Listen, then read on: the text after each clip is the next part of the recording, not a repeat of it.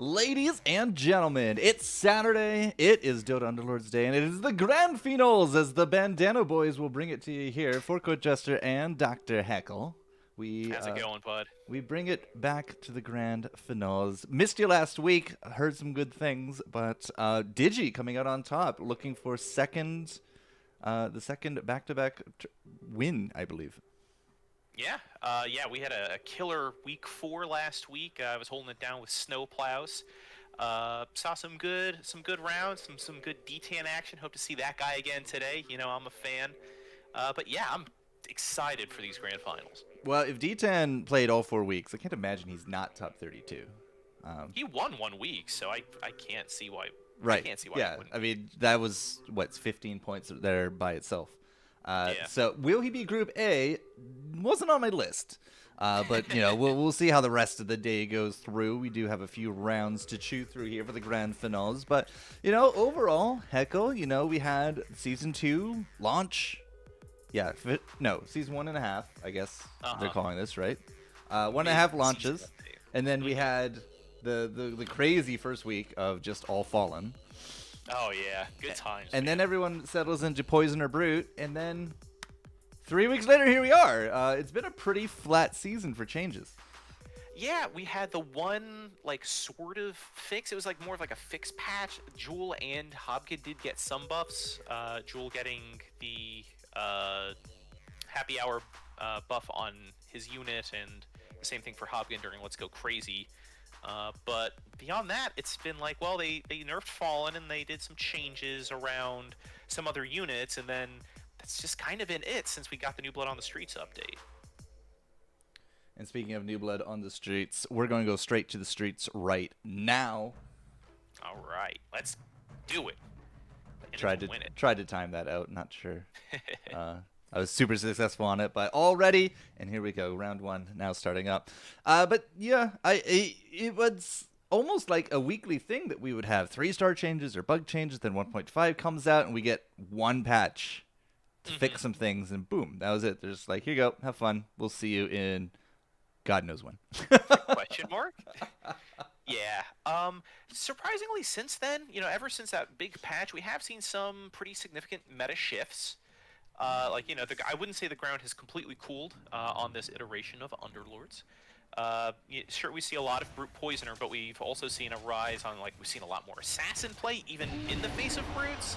A lot of really safe Mage play, including, early rolling strats with Mage to try to get, an early Chain Frost Lich, or an early cooldown reduction Crystal Maiden, things like that. You've got D-Tan's completely unhinged strategies where he just sits and rolls for early Spirit and Spirit Breaker and stuff. So yeah, it's been a lot. We've seen a lot of interesting stuff, and yeah, I can only imagine what we're gonna see here today in the finals.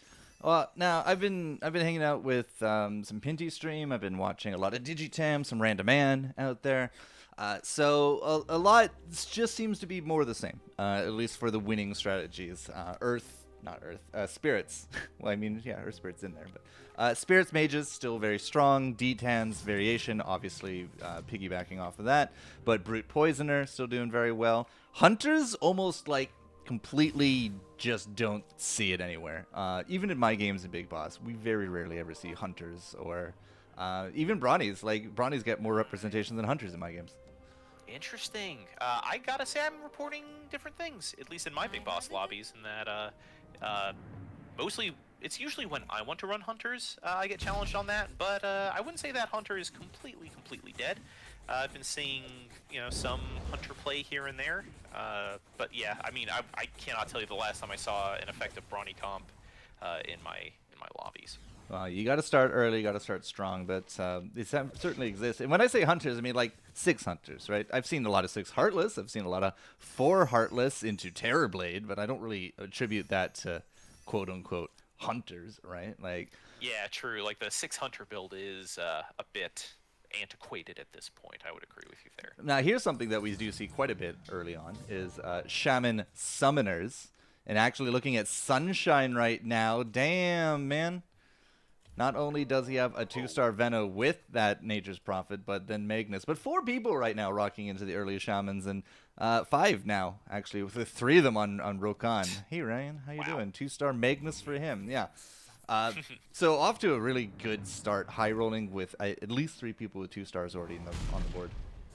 Yeah, but I mean, you look at these benches, this early shaman play is usually a pivot into, it's usually just to like sort of bolster these early game rounds, just kind of out-zoo your opponent and transition to something else. You check out these benches here, and Rakoshny is going for a brute poisoner loadout. We see the makings of maybe Knights from Sunshine, maybe. Alone in the Dark has like some rogues cooking beneath. So yeah, it's I can't imagine that most of these players are going to be sticking with Shaman for very long. Sunshine actually might be flexing into some knights. He has a Bat Rider, Dazzle, and an LC. Has also a Lycan he can throw on the board if he wants to pop up 4. So Lifestealer on the bench or on the shop for him as well. Like that's 2 rare units. Like by what, level 3? By round 4? So yeah, there's a lot of stuff you can still flex into. Could be a poisoner pick there as well, since he does have technically all 3 poisoners now. If he buys this Queen of Pain right here. Yeah, picks that up. So yeah, it looks like it might be Brute, like Poisoner, picks up the Lifestealer as well. And getting like these early 3 drops can be as good as getting like an early 2-star unit in these early rounds, to be honest. You get the extra wolves with Lycan, or you get that sort of percent-based damage with Lifestealer. You could trigger into early Brood if you have a Spirit Breaker on board. But yeah, like three early 3-cost units would be a big help in these early rounds. The early zoo battles are just gonna be kind of part and parcel, but those with the 2 stars, especially 2-star Veno, that doesn't get focused by anything. There's no assassins out that I can see off the top of my head, although we are buying items right now. Dragonlance could be interesting for a bit of a summoner build. Yeah, that puts right onto the Veno, exactly. Double 2-star Rakoshny just happened, though. Okay. Yeah, this 2-star Magnus is good for that extra bit of cleave damage, and life steals it all back, too. Yeah. Oh my also, god, Rakoshny got an Alk? What? That is an early alchemist. We are high rolling quite a few rares early. Wow. Yeah, and it looks like the lobby's kind of split when it comes on to that early jump to 4. We have half the lobby at 4, half the lobby at level 3. Rakoshny staying down here at 3. He doesn't really have any reason to go up with 2 2-star units out this early, but they're up against K, and that's a lot of damage from this early puck. Yeah, K has a puck on his Brawnies. Yeah, and this is what I'm talking about with these early 3-cost units. Look how much damage Snapfire did, and how much of that is enabled from just having the puck on the board. Puck doing solid grand of illusory orb damage by themselves, and what's that, like 1,500 damage from Warder's Kisses? Snapfire? 14. It's crazy. 1,400, yep. 1,400, yeah. As I said, we're definitely high rolling a little bit here. Just looking at the tab between rounds, right? The Savages with the Shamans and the healers on a few of them. Definitely going to be dominating it early on. The Mages for win and win, he's just not playing the game. Win and win is just like skipping this early Shaman phase to do whatever he can to start accumulating mages as fast as he can. Because if everyone else's bench is full of other random stuff, that leaves you some pretty sweet mage pickings if you can roll them. Yeah, absolutely. And when it comes to good late game builds that will win you these lobbies and will win you tournaments, honestly, Mages is an extremely reliable one when you can get it uncontested. They don't care about the Brute attack damage reduction. They don't care about, they have the CC to deal with Zoo builds. They can punch through Knight damage reduction. They are an extremely safe build, but maybe not this round. Early on, they can falter a little bit, as we see. He has a 2-star Storm Spirit. Like, let's not mince words. That's the whole reason he won right there. Fair. Yeah, Storm extremely strong early on. We see these Kunkas on the bench too for a win and win. Like, early game mage strats. You can get that early hunter, or rather that early human bonus. And early hunters, that's a topic for a different day. But yeah, early human with Kunkka and that boat damage getting amplified by early mage. It's good safe stuff. It's a nice little stun, great AoE damage, and you more importantly get that that mana flowing. So yeah, win and win definitely going to be staying low. Hasn't really found, at least in my opinion, like the key amount of the gray units, the tier 1 units that he's looking for, right? The Crystal Maiden obviously being a big cornerstone in this comp. So you want to try to stay as low as long as you can for as feasible as you can to get it, but like I don't know, his bench is just not filling me with a lot of hope that that's happening. Yeah, it's tough goings, and this isn't a well, I say that, but then I check the benches and I see Liches, I see Storm Spirits. Do I see any more CMs? Because it looks like Nikita is starting to amass Just Nikita, some mages. I see a Storm Spirit just chilling up on K's bench, who has actually decided to commit to a Brawny comp. Yes, K was Brawny since round 1. So wild. Yeah, I don't expect K to go anywhere off that, especially getting an early puck with a Snapfire. It's like it's a sign from Gaben. It's like, please just show the world the power of the Branos. So I actually jumped over to K because we were talking about it, so we can kind of see that in action. It has now a Beastmaster with that puck, round 8, level 5, pretty good. Yep, 4 Brawnies. So yeah, their health pool is rather immense, and you can get some good stuff done. One of the problems with getting this early puck, though, is that we see this puck's up to 2 3/4 kills now. And that's like 2 3/4 kills that aren't going to the Brawnies. Given this Bristleback does have like nearly 14 kills, K's not going to pull out this lobby, but yeah, that's every little bit helps early on for 4 Brawny comps, and puck can steal those away. Well, tell me, what's the better idea, right? You make a puck machine gun in the back to help carry, or you just sacrifice it up front so that it doesn't steal kills, but you lose the machine gun. Which is it? That's a good point. Yeah. Health versus kills. Try to find a balance. So 2 3/4 kills in like what, 4 rounds that he's had him? That's okay in my opinion. It's round 9 already. It's a fast moving lobby. It is. It's we're actually like well on the warpath at this point. Dragonlance is not the thing. Armlet could be a thing for the Brawny. We see a lot of Armlet play in China, as it turns out. They adore Armlet, and Brawnies have a ton of health for that Armlet to eat through. But that's a very good point. It's not really a North America or a EU thing that I can tell. Yeah, I would even say that Armlet is an ideal item for a Brawny comp outside of your Stonehall items that scale directly with kills. Because you put that on in like a Juggernaut, like look at that, put like a Quelling Blade on this guy, and that's like what, 25 attack damage. You can get nearly 4 times that from an Armlet, and dude's got what, 2,300 health now. He doesn't care about that health reduction. Now the fun thing about Juggernaut with this this Quelling Blade is if he does find these summons, right, it just feeds directly into scalability with that Quelling Blade right there. So that's true. Save your quarters. He critted for 8. Yeah. Nice. So strong. The will of a Juggernaut, baby. Let's go. Crit for 8. I think it only had 8 health. That's why. Fun stuff. But yeah, it's we don't really get to see Armlets on the side of things, and now with K with 4 2-stars on the field with that 1-star puck, like good luck. Well, I say that, but Puck did actually get some kills there, which kind of sucks. But you should start seeing Puck getting far less kills now that the power is transferred up to the front. Why can't I change this? There we go. Anyways, round 10, Yoink, all-out attack, happy hour, another all-out attack. A lot of Eno is, I think, going to be the theme of the day. 5 Enos? Okay. And 1 in Essex. But it is 5 Enos. Yeah. Yeah, cannot get away from the little trash rat in my lobbies, at least in Big Boss, and it seems like, in these higher level lobbies, it is no different. No, it's not. Yoink, all-out attack, who cares? Just pick 'em. Poison's super good, synergizes directly with these poison or brute builds that we see.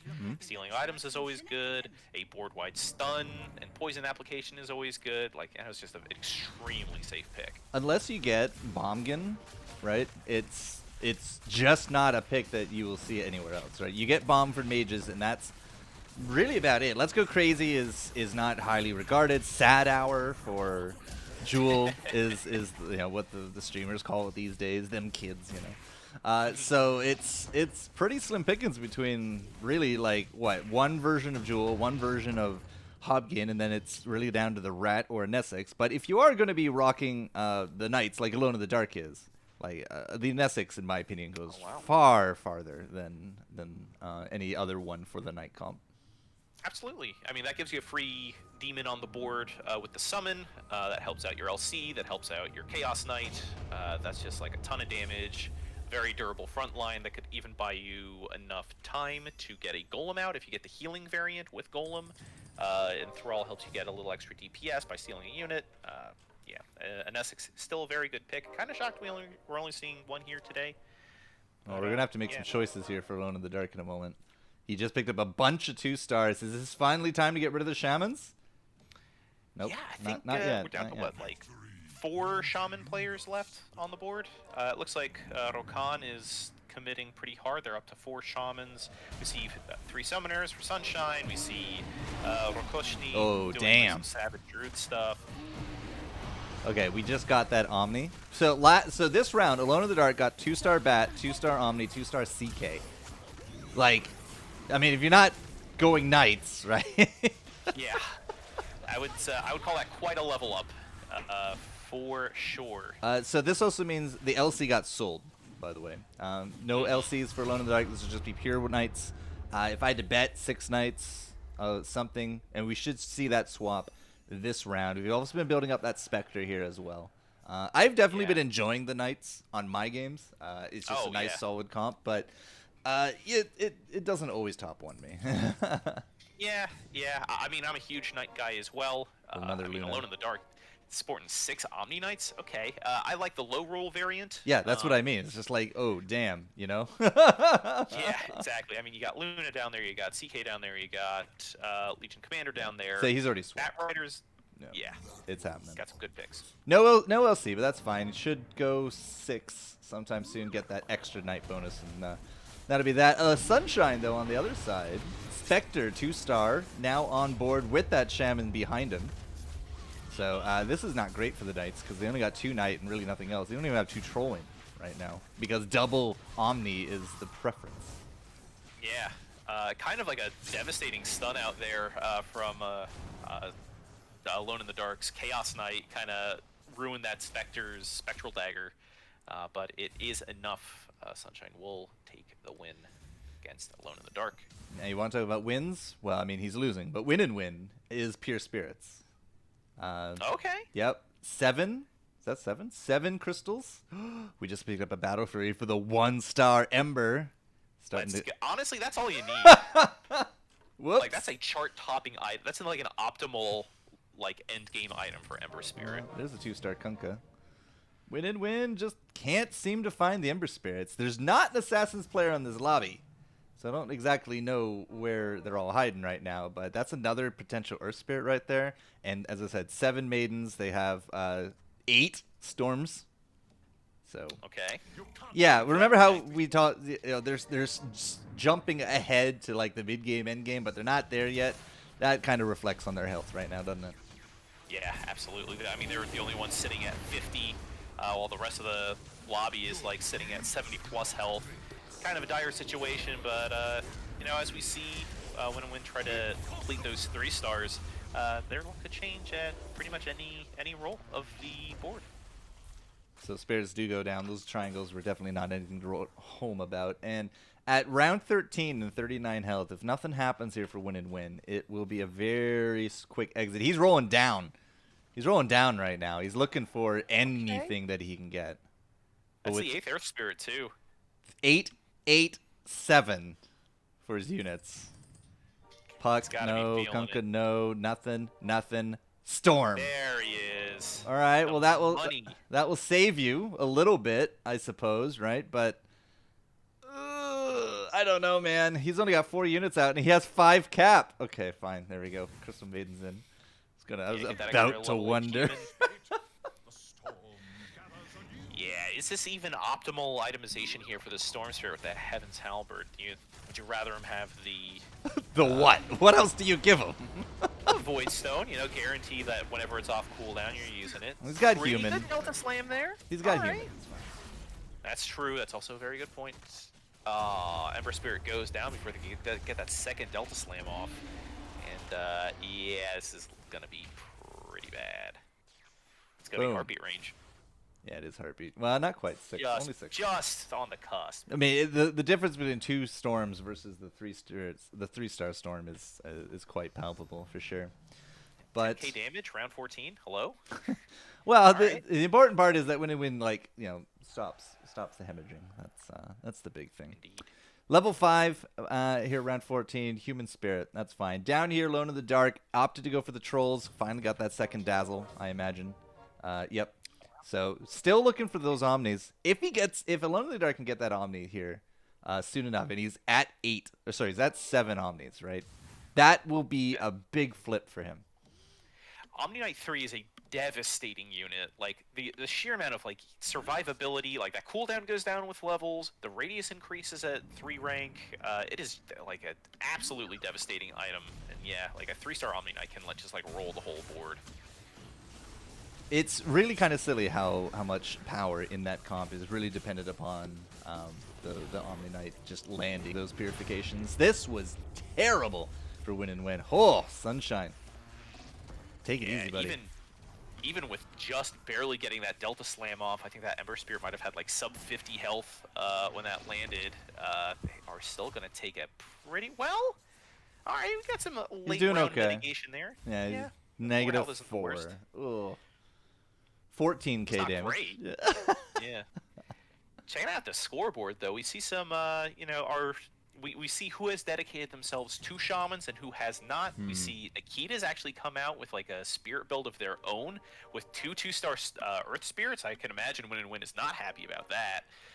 That sucks a lot for them. Rakoshni is committed to a Heartless Hunter build.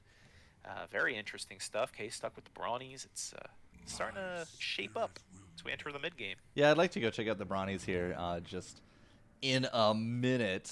But yeah, Win and Win versus Alone in the Dark. I want to see how these Knights hold off the Spirits, if they do hold them off at all. Decent triangle. Yeah. I've definitely seen worse. Usually when I'm running Spirits, that's for sure. It is healing Anesix for the Knights. Okay, so obviously I never know if I'm getting healing in Essex, right? But if it looks like I'm going Knights, I will almost always pick up a Paladin sword. Yeah. And then you get a healer Underlord out of that, and it's just ridiculous. Hey, look at that! Win and Win, turning his luck around, finally gets that W. Hecko, if you were an element bender, what would you be? Oh, I think about this a lot because I love Avatar. I really do. I love Avatar, love Korra. We just opened a door here, angsty Louis. Oh man, it's Lou in chat. Oh boy. I don't know. I've given this some thought. Okay. Yeah. Echo's just gonna die. My Avatar fandom has gotten a little lump in my throat. Sunshine. I'm so sad that it's gone. Sunshine double Doom. Well, 2-star Doom. Yeah. Okay. Yeah, check it out. Sunshine up top. We got some pretty strong streaks from them in NRVN. Oh, you also have to answer the question before you continue dying to coffee. I'm stalling for time. Must be an Earthbender. Earthbender is tempting. No, you know what? Better joke there. He must be an Airbender because it takes him 100 years to do anything. Damn. Oh, wow. This guy's got jokes. I think I might, I don't know. I feel like my soul calls me to the beach, calls me to the water, so it might actually be waterbending. Okay, Moana. Wow. It's true. I just watched Sunshine massacre the Brawnies. K did not survive at all on that one. He's 2 levels down as well. K's at level 6, and has 2 Omni Knights in his shop. Oh, the blacklist is rough. so rough for Alone. That is rough. Yikes. Yeah, look at that. Like, checking out K's bench here, they've got, what, 7 Juggernauts, 7 Bristlebacks. 5 snaps. He doesn't even... Wait, who's the other... That's 8 snaps. Okay, I didn't see the other snap. Dang. That's 6 pucks now. That's a Juggernaut Beastmaster, but K has no money. You got no money. I'll be holding now, probably overflow into the following round. Man, how come we are not finding 3 stars? Win and Win actually is the only person with 3 stars, and he has 2 of them, and he's at 26 health. Was it you that were? Was it you that was telling me about how from the China versus World tournament that Pinty put on that that 3 stars aren't that highly valued They definitely abroad? weren't. Yeah, they definitely weren't. They're almost all leveling builds. Interesting. Yeah, I mean, like, different regions of the game will play it differently. Hands down, every game does that. And this is why international competitions are so interesting to watch, because it's the clash of the styles. We just almost always lose to China, Korea, when it comes to the world scenes. But not in Underlords. Tylee beat the pants off him. Yeah, shout out to Tylee again, repping the Western scene against China. I was actually, as somebody who had waited for the midnight release of this game, it was actually very sad to see that StarCraft 2 stopped active development a couple days ago. It's been out 10 years. Obviously, the story that they wanted to tell has been out. The only real active development is slight ladder tweaks and co-op mode. That's it. Yeah, they put out those battle chests. They put out those commanders. I've actually never played that commander mode. Co-op? That's all right. Yeah. But yeah, I mean, I think the age of the pure RTS, your Warcraft 3, your StarCrafts. All right, couple big 3-star drops. I can wax poetic about my dead favorite genre later, but yeah, do that on your own 3-star Omni Knight pickup. Do it on your own time, Heckle. True. Yeah, broadcast. The 3-star Omni is good. Oh, wow, what a difference. What's the healing? Omni Knight, it still doesn't quite beat an Essex in healing, but it's up there, right? But also the damage. Omni Knight at the top of that. What about K? How's K doing? 3,400 damage from purifications alone from that Omni Knight. K's 3-star snap did not change the outcomes. Yeah, a bit more Mortimer Kiss damage. It's 5,300. That's nothing to sneeze at, but it's all about the armor reduction with this unit, Jester. That 3-star bonus is really what elevates Snapfire from being a decent one cost. Okay, didn't find anything in 13 that gold. Sucks so bad. Spent 12 gold and found nothing. That is ultra feels bad. Also, how did Rakashni get down to 23? What happened here? 6 Heartless and 5 Hunter because of a Crown of Antlers. Interesting how, again, Heartless Hunter comps are just not doing it. Yeah, but I mean, you look at Rakoshni is level 9 and it's got 4 1-cost units. One of them is a Medusa, which again, nothing to sneeze at. Good early pickup for proc items or Cadence Blade or things like that. At the same time, you gotta spend some time away from leveling to level up your units. Well, might actually pull a win out here against K, though. Definitely will. Poor K. K's just getting kicked. Win and Win out. 12 health. My God. Jeez. Still has not found those Crystal Maidens. Has what, a 2-star Lich? Has any Lich? Wait, is there He's any? got 1 Lich. That's it? Just 1 Lich? 1 Lich. Gave up. That's maybe the saddest thing I've seen in a low. This is a low rolling mage build too. Alone in the Dark actually won. That Omni Knight just refused to die. 14,000 damage. Yeah, Omni Knight's gonna Omni Knight, and I see Rokan has actually hit 6 Shaman. So we saw that Black Dragon spitting the splash damage out on the board in that last round too. Stuck with it. Rakan's kind of middle of the pack, 54 health. Haven't really talked much about him, have we? Yeah, haven't. Wow, Rakan's bench is certainly something. Floating 2 Troll Warlords here. All right. Going for 4 troll? Going for any troll? He definitely only has 2 available to him right now. Yeah, it's Shadow Shaman's definitely here. What summoners are they putting in instead? Probably both the... Oh, I guess Lycan for the 4 Savage. That makes sense to me. So yeah, it looks like Rokon has sort of firmed up their late game plan. So it's a 10-unit double troll. Oh, and Heckle's gone. He only ever disconnects when he's talking to me. Oh, it's hilarious. Yeah, very likely it looks like Ryan's going for a 4 Savage, 4 Summoner, 6 Shaman, 2 Troll, if I had to bet. Yeah. He'll be back. He'll be back. He'll figure it out in a moment. There he is. Right on time. Why does this only happen when we do this? I don't know. It's hilarious. So I was just trying to confirm with you your suspicions of 4 Summoner, 4 Savage, 6 Shaman, 2 Troll, 2 Healer as a late game kind of deal. Yeah, they've firmed up their bench. They sold off everything except for the Trolls there for Rokon, and that's going to be huge because that's going to give them their 4th Summoner and 1 level of Troll, and that is going to turn that Black Dragon into a damage factory. Because of a little buff from our favorite Beastmaster, giving them extra attack speed on kill. And that can create this positive feedback loop where you attack faster, you kill faster, and you maintain that buff. So all eyes on them as they try to make that march towards 10 to hit that ultimate dream. So I had to choose one of the lobies here, Win versus K, and it looks like K likely to draw the short straw up against Alone in the Dark, who did just pick up a 3-star CK. So not only is it much harder to kill the Knights now because they can spread out to their, contents beliefs, but this is a potential knockout. 17. Oof, feels bad. By a string. But Win also lost, so it didn't really matter who I chose. Double single digits, man. Woof. 1 and 7. At least they're not speedrunning it. This is going to be a round 23, 24 knockout, if a knockout at all.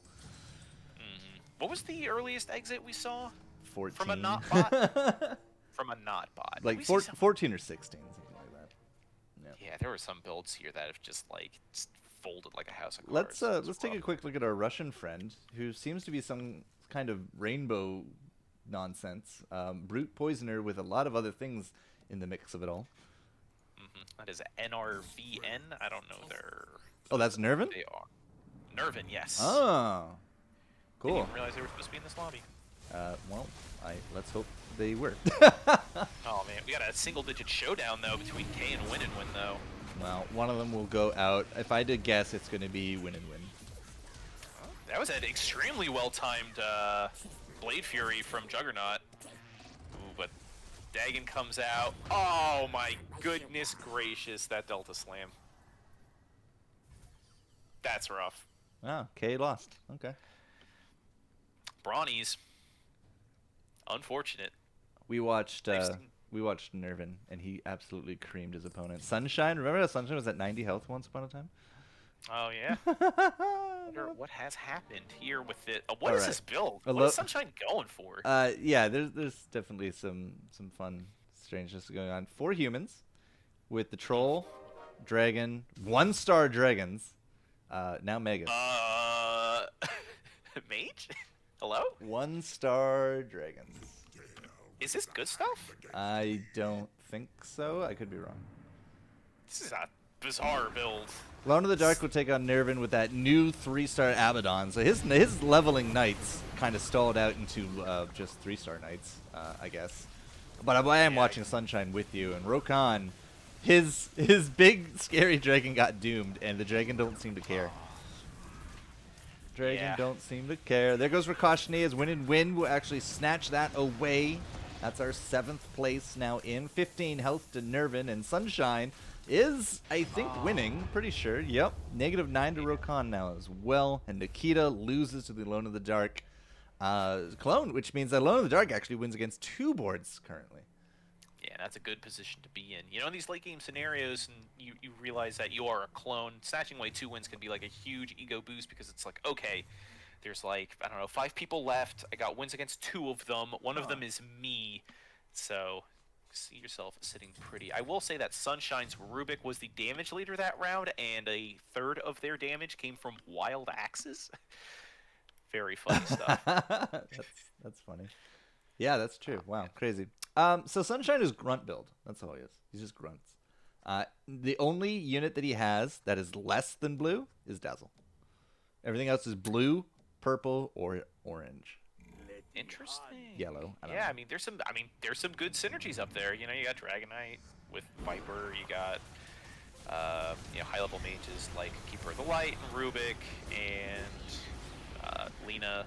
So You know- this is something that I haven't really seen in a while. And you know, when I said the ground hasn't fully cooled, I'm learning new things every single time I cast UPL. That's what I always tell myself. Do you know how hard it is to kill this Rubik?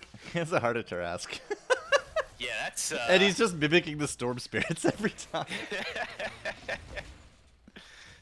He's done like 1,300 damage with Ball Lightning, and he still did more with Fade Bolt. You got a Sleight of Fist in there. It's like your spirits, my spirits. That's what I'm talking about. Lone of the Dark. Oh, sorry. Sunshine wins against Nikita. Ball Lightning was a good third of the damage. Yeah. Wow. So now, actually, yeah, Nikita finally gets those 3 stars now that Win and Win is out. Yeah, and if I'm Win and Win, it's like, man, you weren't even committing, like to Mage Spear like I was. You just like a poser. You're a pretender king, but You only trained in the alive. darkness. I was born in it. Yeah. I've questioned this low roll mage build, if it's good or not. Like, even this sort of spirit heavy D-Tan-ish variant where you get a bunch of spirits, and I don't know, I have been unimpressed with it by and large. Well, Nikita versus Nervin is not very impressive. Nikita just got trounced. Yeah, unless, this Storm Spirit's looking very healthy. You're right. I I might have to take that back. Yeah. Oh, that's a stun. The Eno stun. Yeah, that Eno stun was huge. And actually, Oh yeah, my god. Really? Really? The secret sauce is this Storm Spirit Necro book. I see it all the time in my lobbies with Spirit comps, and it is so obnoxious because you can't catch them, and your CC units get stunned by the Brill Bruisers, and it's the worst. The It Brill sucks. Bruisers are literally the worst. I don't know why they have stun. That makes no sense to me, but I've literally been stun locked to death because of those damn things. It's nuts. It's nuts. I was so happy to see Brill Bruiser back, and I'm glad they're back. And I think Necrobook is such a cool item and is like really elevated zoo builds and these summon heavy builds. But man, it can be frustrating. Speaking of builds, level 10 or 10 units, Rokan has full build. Still 1-star Troll Warlord, I think. Pretty sure. Oh man, Am I wrong? that is unfortunate. I don't even see it. Maybe it's dead. There it is. No, it's definitely 1-star. It's 1-star Bloodthorn Troll Warlord. But yeah, full build is in effect with the big dragon, and the dragon did not get doomed this time. Hey, all right. Good news for them. It looks like a pretty clean win against the Ghost of Nervin. But Nervin does lose up against Alone in the Dark and his 3-star Knights, which leaves us with Sunshine and Nikita. So the Sunshine with just good stuff build. Will, question mark? Yeah, will actually win against Nikita.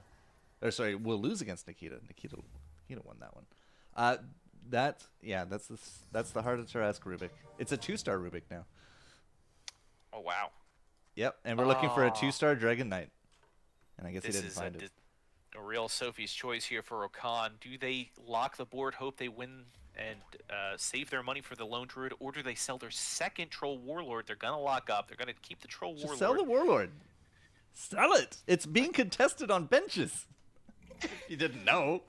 Oh wow. Oh yeah. Who's got Troll on their Nikita. bench? And Nervin actually has one just like out in the field as well. Yeah. Disaster. Just sell it. Get that 2-star Lone Druid in there. Okay, fine, whatever. Rokan versus Alone in the Dark. These are the Knights and the Spectre. It's not a 3-star Spectre, but it is still a very big force to be contending with. And if you can't deal with these Knights, if you can't shoot through the damage reduction, the Omni Knight's Purification just going to eat up these bunches. Ooh, look at that hit. That was fantastic. Yikes. Yeah, it's the end of Rokan. For most of that fight, Rokan's dragon, whose like big thing is the splash damage and getting like a bunch of like incidental kills off of that, was hitting a Sven off in like no man's land on the side of the board, away from everybody else. A huge source of damage just completely wasted. You hate to see it, and Rokan takes 5th. Bloodthorn for Nervin, Vesture, Butterfly, Satanic for Alone in the Dark. Who's that going on? Because I'm thinking Spectre, I'm thinking Omni Knight, Omni Knight has the refresher, by the way. Oh, that's gross. That's Also, gross we stuff. had Chaos Okay. Knight. Chaos Knight almost matched the damage because of Radiance, because there were so many units for it to hit last round. Yeah. Yeah, I really like this itemization here from Alone in the Dark, putting that Satanic on the Spectre, like you would mention, and then putting the Vanguard on the Sven in the back. All right, first versus third. Nervin versus Sunshine off on the other screen here, but again, you got to shoot through these knights, and it's 6 knight bonus, 25% less damage, and if they're all, maxed up, it's basically half damage at that point. Another big purification coming through. The refresher orb has now done its magic, but knights are looking a little thin. Yeah, it's a good Delta Slam. Hits the Golem there at the end there, too. They were looking a little thin, but apparently Delta Slams just don't do damage against knights. Yeah, that strong reduction in the CC is just not enough to contain him. Nervin wins against Sunshine, brings him down to 7 health. This was second versus fourth. And now with Alone in the Dark leading the lobby at 8 units with the 3-star. He still has these Lunas on bench, by the way. He has not given up on the Lunas. But we are now 3 Spectres away on top of it. Yeah, you got to hold out faith when you hit that 8th unit, I probably would have rolled down a little earlier had I had seen that, but I also don't participate in these tournaments for a reason, right? Nikita, 4 human, 5 magic, 3 spirit, 6 magic, 4 human, 3 spirit. This is Nikita versus Sunshine. The good stuff, Nikita. You got to make good stuff happen here. This is a bad matchup for Nervin as they go up against the lobby leader, too. Oh, wow. Double Coddle Blast out here, and Nikita and Sunshine's map. Oh, Rubik is murdering people in the back line. This one was tough to call. This one was actually really tough to call, but it does look like Nikita will lose? Question mark? Unless. But Rubik can do this all day! Oh, the stolen freeze. Wow. Not enough. Frostbite is Brill the spell. Bruisers 2. Yeah. Alone in the Dark lost against Nervin. Oh, goodness. Yeah, Nervin is, there's so much. The one hit point wonder. Yeah, dude. Oh, because he picked up that 3-star Terrorblade 2 rounds ago. 3-star Terrorblade, good unit. Don't even need Hunter. Who needs him? Wait, one level of Troll is a perfectly suitable alternative. How many people have Dragon Knights on the board? Oh, just the 2 of them. 2. They both have 2 each. Wow, 4 DKs out. That's frustrating because the power spike between level 1 DK and level 2 DK when level 2 DK gets that splash damage is just huge. All right, Nervin versus Nikita, the 3-star Terrorblade with that Black King bar does actually change it right up. Does not get the kill on top of the triangle. The triangle will go off, but still. The magic reduction is now finished. Terrorblade's just off in the corner, but he's kind of last man standing. This will not be a streak complete. This will be a 4th place instead. Swap on over. Alone in the Dark versus Sunshine. Alone in the Dark will take 22 from Sunshine and just stick it where the sun don't shine this time. Yikes. Yeah, now suddenly, only people left on the board are the ones with the 3 stars. We got Nikita and we got Alone in the Dark. How about that? Nikita with the swap to 6 mage late game with a 2-star Rubik of their own. We have Butterfly Lena, Rubik Kaya, Blink Dagger Ember, Yule Scepter on the Earth Spirit, then the Scythe of Vice on the 1-star Keeper. Quite a medley of different items. Yeah, that, I don't know about that Butterfly. Maybe there's just nothing better to pick up, but, man, this Spectre's having a field day in the back here, huh? That Delta Slam completely whiffs. That, backline terror. Not that time, though. Yeah, backline terror actually now down. Got stunned up by the 3-star Earth Spirit, and it looks like good stuff will happen. Nikita will take down Alone in the Dark, who was streaking at the end. Oh. Okay, so yeah, 4 human good stuff turned into 4 human 6 mage at the end, and they had their spirits live long enough, or at least generate enough mana to get off several different triangles, even though there was only 3 of them. Yeah, I mean that's the beauty of having these high level spirits. 3-star Storm Spirit, 3-star Earth Spirit, just huge stuff. All right, so Kay went out first with the Brawnies. The Brawnies just did not come together. We had a 3-star snap, and that was it, right? We never got the Juggernaut bonus. No, there was a jug. There was a jug up there at the very end, and I believe a 3-star bristleback as well. Okay, well, reserves. Apparently you saw more than I did because I didn't see those 3 stars happen there. But Rakashni with the Hunters, as I said, Hunters just have not really been putting up good track records in any lobbies that I've ever seen in this batch. So rip to that. We didn't win. Definitely did not win. Rokan out in 5th. Feels bad, Ryan. Sorry, bud. But 6 Shaman is not a top 1 placement in pretty much every bracket above boss, I think, at this point, right? It's yeah, it is rough. It wasn't a bad way to go, though, right? Because as you said, right, you just make the dragon your machine gun with the trolls and the Beastmaster and la-di-da-di-da. Just unfortunately never actually happened. Then their top 4 just kind of, all happened within the last 3 rounds or so. But look at the records between everyone. In the top 4, there was literally like very little differentiation between them all. Yeah, pretty close to 500 records between Alone in the Dark and NRVN, or Nervin rather. But Nikita just like came out swinging there at the end, just like a +10 win-loss record, and just took it all the way to the bank. All the way. All right, there we go. I believe Group B is still rocking, so let's see if we can jump into that quick here. Round 27, Immortal. Wait, no, is that it? Yeah, round 27, Immortal with 10 life. Private match. Now we see Shame, Dr. Oh, D-Tan, my man! Yo, you picked a good lobby. Let's go. Wonder what he's building. This may shock you, but it is not unexpected. D10? Wow, did D10 ever hit the 3 stars? Hello. What? I mean, this is just D-Tan though, this is just him being him. Wow, what a difference between Group A and Group B when it comes to 3-star ability. Oh, Shame actually without a single 3-star, looks like he kind of went a leveling build, has a lot of 1-stars. That is frightening at this stage of the game. Yeah, but the 2-star axe. Look at all he's got 4 or 5 cost units on the board. What is one of them just being Dusa with Cadence Blade? That's gross. There's that's no shock to me why they're in first. Good lord. Sorry, I kept on D10 and D10's Crystal Maiden got doomed. Oh, that sucks. Yeah. And also this is a good build, but how does this build even contend with an axe with a Heart of Taras? What do you even do? Well, Immortal, we didn't really get to see what Immortal had, but Immortal's down. This axe is not dying. 1, 2, you're next. Coming for you. Axe is here and he's pissed. Can you even out damage the heart? I'm looking at the damage number. He can, but it's very slight. Chop. It's very slight. Yeah. It would have taken. It probably would have timed out to a draw.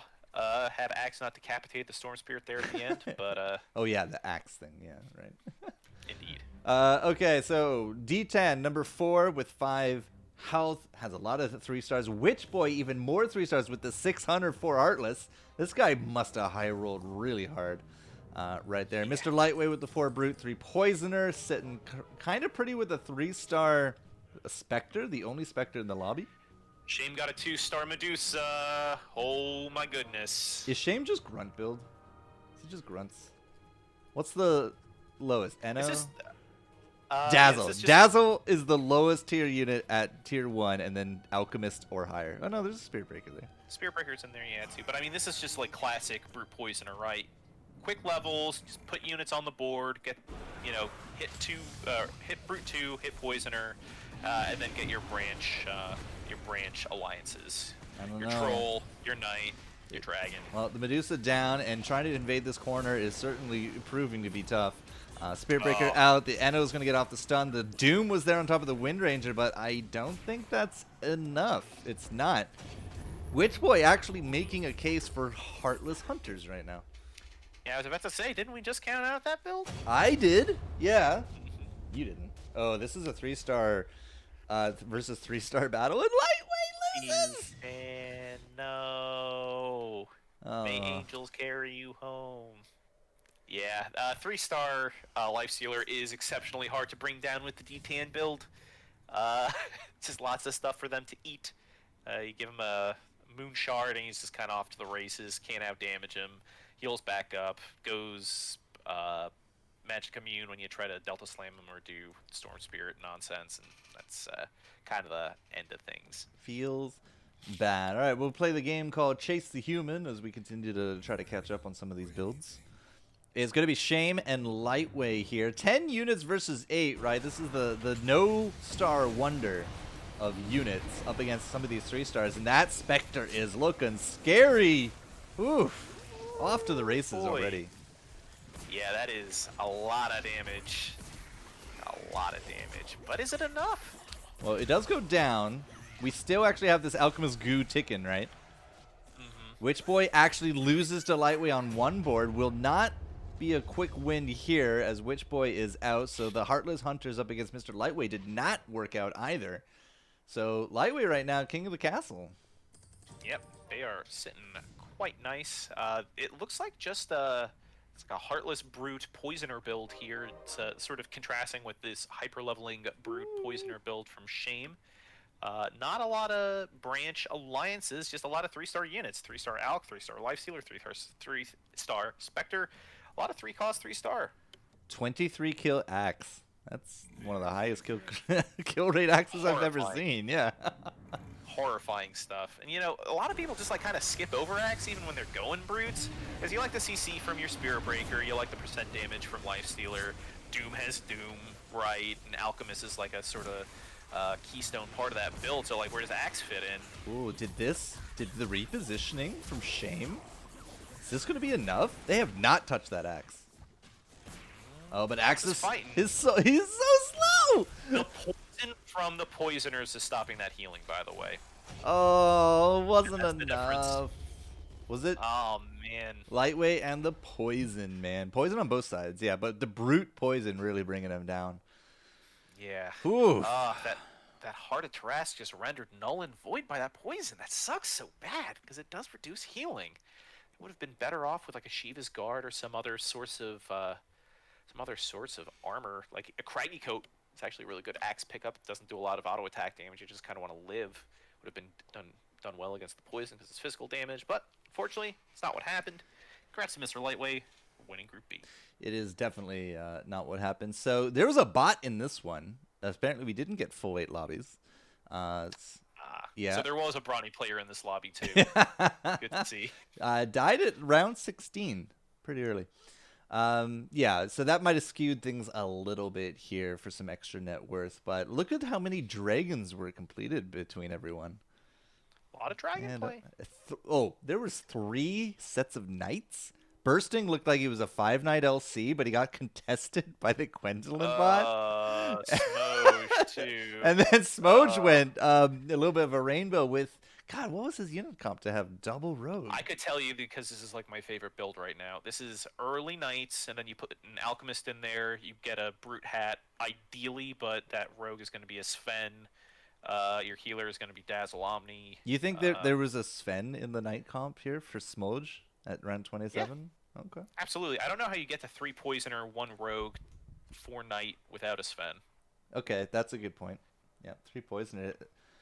9 units in total, but yeah, nice little bit of a rainbow there, but clearly did not work out by the end of it. D10 was the only magic this time, but yeah, you'd think that would have gone for. I mean, they had a board full of 3 stars there at the end. So also, can we point out that Witch Boy not only got 3rd with Hunters, but got 3rd with Hunters and Let's Go Crazy Hobkin? Let's go crazy. Hello? I mean, the objectively worst Underlord ability in the game, on the worst Underlord in the game, got him to 3rd place with a pretty defunct 6 Hunter build. You're right. Let's go crazy getting 3rd place. Pretty crazy. That's like 5 places higher than I normally see it. Yeah. Ditto, man. Ditto. Yoy. Okay. Bandana Gang back. So we won't be seeing D10, I don't think, in Group A because of the 4th place. So sorry, man. Not likely to happen. But as we check out the scoreboard here, Nikita, obviously, with the 1st, right? We have 4 lobbies up, 4 by 832. Makes sense, right? So Ralph 8, Ravenheart Lightweight, and Nikita. We saw 2 of those wins to join us here. Alone in the Dark, Shame, Furbu, and Lapata. I think it's Lapata.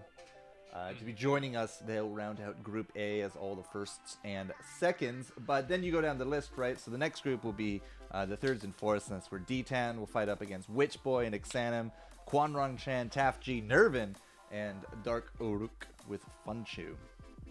And then unfortunately for Ryan, sorry Rokan, your 5th place puts you as the captain of the next lobby. But you just go down and down and down from the list from there.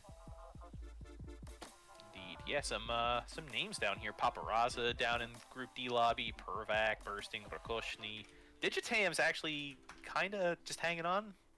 Is in Group C. Got a 6th place in there. Yeah, I mean, I can probably bet what Digitam's rock. He has been doing these trolly builds, right? Because that's all he streams. He just streams like troll builds, and every now and then he'll try hard. But the Fallen Mage, right? Fallen Mage. I would bet is what he rocked. Like we saw that last week. He did some Fallen Mage garbage last week, and the week before. Yeah. Oh yeah, I do remember casting that with you as well. Yeah. And I've seen him do it on his stream. Did you know that he's leveled up? He not only has a fedora now, but he also has antlers for when he gets antlers. Oh, that's awesome. Yep. Obviously, Digitam becoming the superstar of the streaming community that we need him to be. Put life into this dead game, yo. Feels bad. I know, it feels bad. We have next lobby up. I've been told 5 minutes past the hour, which is in 8 minutes. So I'm going to put up an 8-minute timer to take a quick break here, guys. And when we get back, round 2, Group A, we'll continue marching on towards the Grand Finals. Sounds good. See you in a few.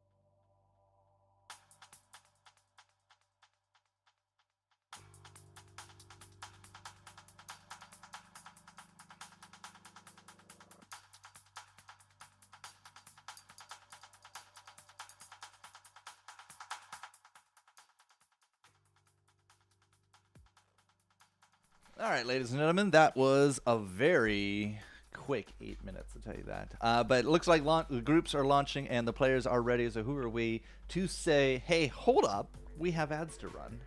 Nah, none of that here. We are just going to jump right into it. So Group B. Yeah, it's AESL, that's for sure. Did I save it wrong? No. Group A, round 2. I'm totally done. Group A, round 2. Let's go. Begin match. And we'll get this one going. Bandana boys. There's too many players in this lobby. I am spectator. You're spectator. 1, 2, 3, 9. Oh, I think Spieler is our Russian caster and hasn't become a spectator. Okay. Can we message him? I will pop on over to match 2 Group A. I don't mind people readying up, but I do mind them readying up incorrectly. I don't know any Russian. You know any Russian? Let's go spectator. I do not, although I know how to read Cyrillic, so I can do some, I guess, transliterations of commands. Up, he is now a spectator. Yes, there we go. So we are good to go. That would have been embarrassing, I think. Yeah. It's like Eric last week, or rather Snowplows last week, was like, oh man, this is the long play. I'm just gonna slip into this Group A. It's gonna be great. Okay, cool. Done. Good. Boom. All right. We all saw that work out just fine for everyone. Yep. All right, cool. So, welcome back. Group A, round 2. People have been asking, what is on your bandana? Oh, this is... Don't show me. We're not on cam. Oh, right. Yeah, we're not on cams. It's a base instinct, all right? This is a bandana I got from the Philadelphia Phillies. I actually donated some money to that organization to get my cutout in the stands during home games this season. Joining the South Park character cast? Indeed. You can actually kind of see it next time we're on cam. You know, I was wondering what the hell that creepy thing was in the side of your... Like, the truly messed up and truly deranged thing is that not only is that a picture of me from 9 years ago that I deeply love, but also that I can see it out of the corner of my eye when I leave my bedroom in the morning to, like, go to my desk to work, and it's always like, is there somebody in my office? Like, what the hell is this? It's like, oh no, this is a giant cardboard cutout of my face. It's fine. Just so, boom. There you go. Go ahead, show it to people.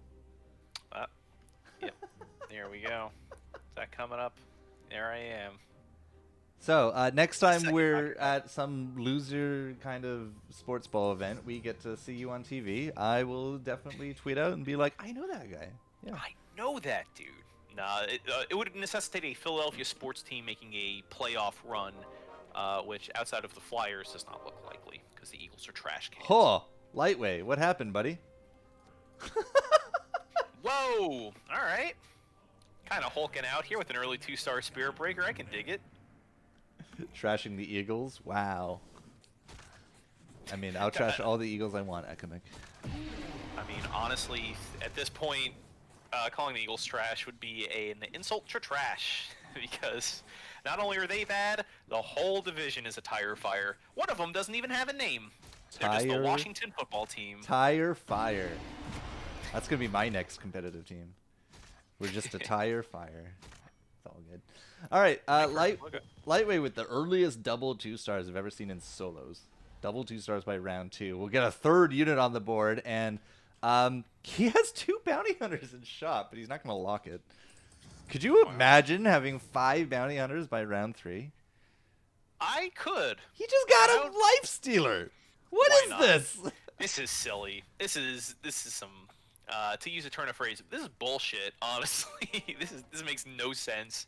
But I'm here for it. This is the finals, baby. I'm here for these like aberrations of statistics and probability. Well, poor Ralphate is about to be a victim of probability. He does have 3 poisoners up though, with an alchemist at round 3. Yeah, not even a Queen of Pain. This is gross.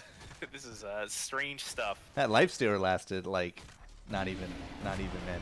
Just I can't like the amount of luck that I've seen just today in the amount of blue units coming through super early or making the 2 stars or like 5 Shaman players by round 2. Wow. Look at that attack speed. It's insane. Ugh. It's insane. Just insane. Gross. So do you think Lightweight is going to go to 4? Because I don't think he really needs to be honest. There's nobody that can really, I think, touch this right now. That's true. Like, I don't even know where you go from here. Do you lean into Brutes? Probably lean into Brutes, right? Go Meepo. Go Meepo. Yeah. Get rid of the Now we're Lifestealer, put talking. in Meepo. I do like that. Yeah! There it You is. did Listening. it! All ears. Let's go. This Mr. rules. Lightweight. I didn't know that we were on the same wavelengths, but I am super tickled pink about this. By the way, look at this comp. Goes up against Furbu, who has a 2-star Dazzle, Space Cow, Alchemist as well. It's just not quite the Poisoners this time. Yeah, it's with healing and Brutes, this could be a I say this could be a long fight, but it's actually gonna look like it's gonna wrap up pretty quick. It's super hard to kill the Meepo by themselves right now at this point. Indeed. Yeah, not a lot of units have that single target damage, and then as the units dwindle, Meepo just gets more and more resilient, and it gets more and more Meepo. Gets more and more Meepo. Simply becoming more Meepo. It just reminds me of Good Place. It's like, Derek? That's Oh, not man, very Derek of you. I gotta watch that last season. It's good. It is. Yeah, it's on Netflix now too. It is. Get that up. So, Ravenheart, the only other streaker contesting Mr. Lightweight at this point, has 2 Space Cows, but more importantly has a potential 4 Shaman, and he There it just is. threw it all in. So, 4 Shaman this early on at level 4, 5 units plus the Summoner's bonuses, and they all get healing. It's rather tough, but we'll see. It's streak versus streak right now. This will be interesting because it is a definitive unit advantage for Theo.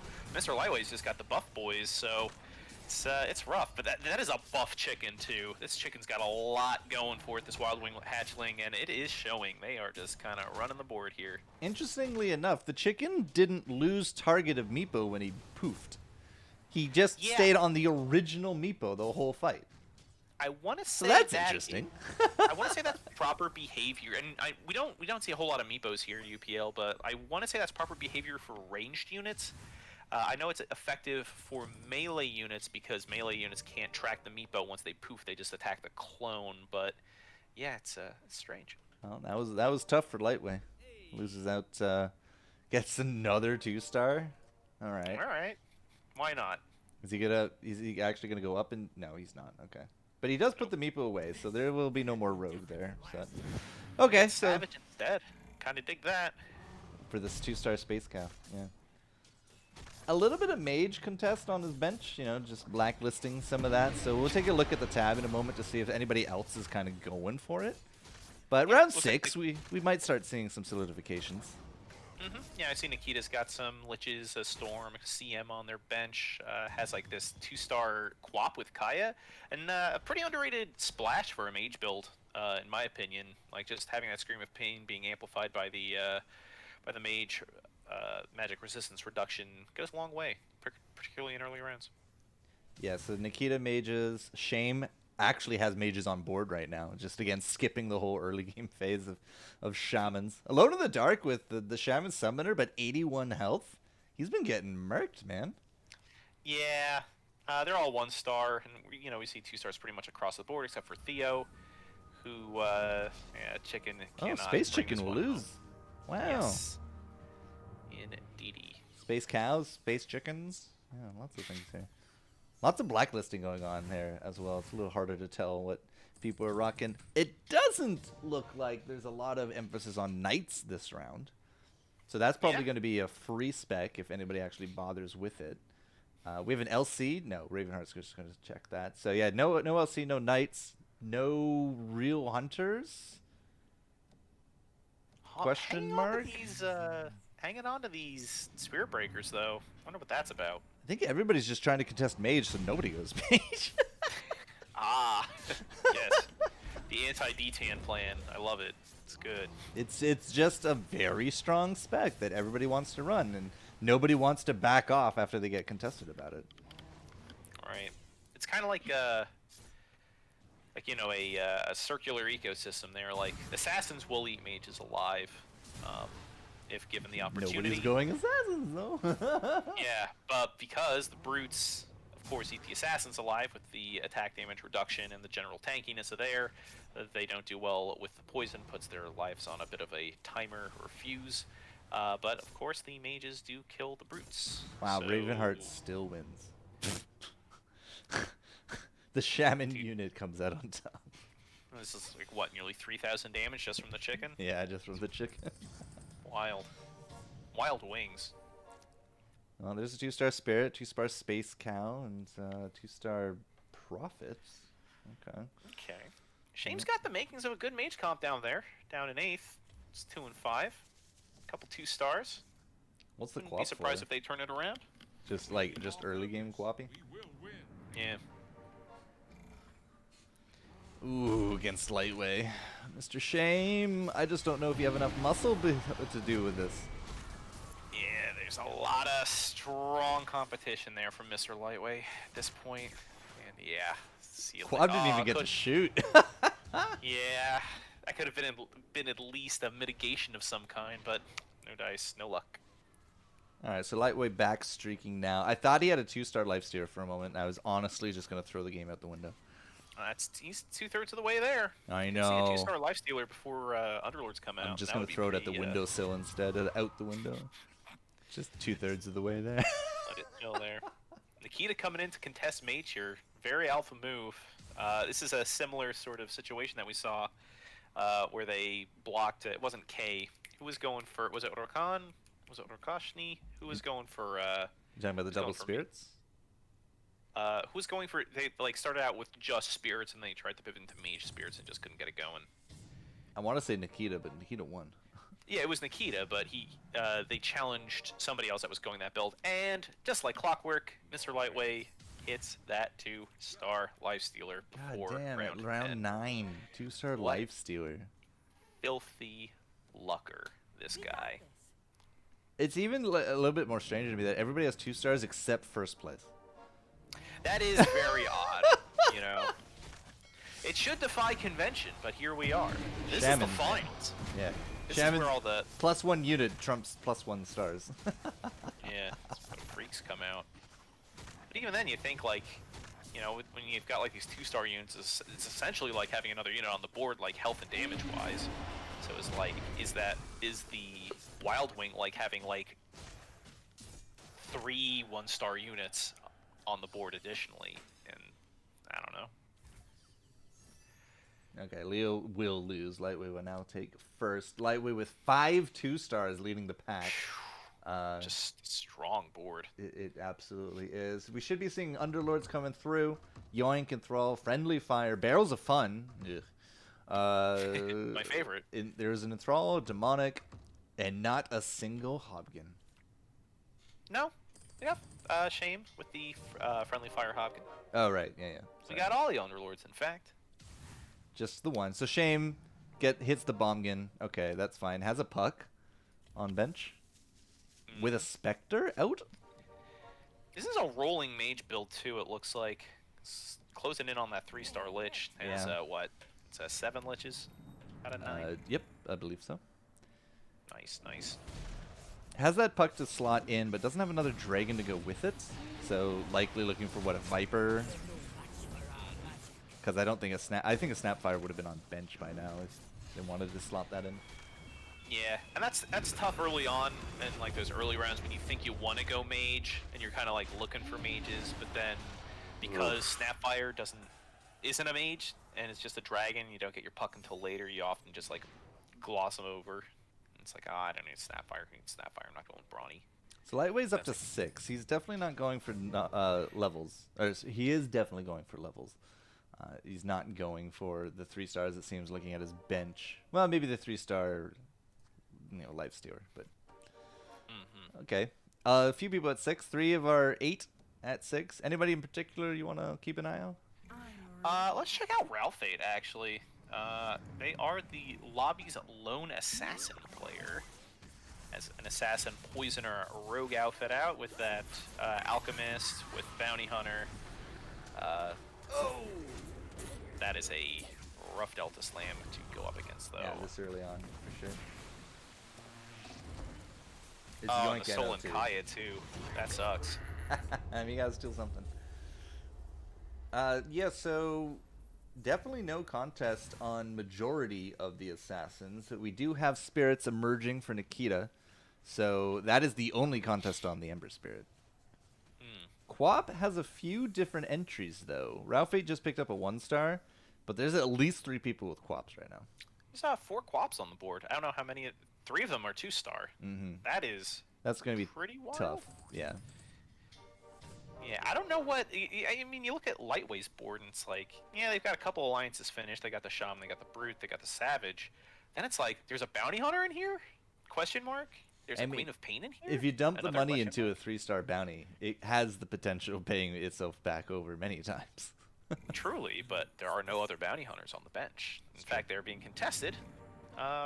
4 assassins by Ralphate. So it makes you wonder, like, if they are going for assassins, because they got 2 out of 3 on the board for that first level of it, and like, who else are you planning to throw in here? Are you going for another rogue, and that's why you have the Bounty Hunter? What is the? There's some like strange design or some strange team building decisions going on here for Lightweight, but hey, you can't argue with results, right? At a 7th streak now.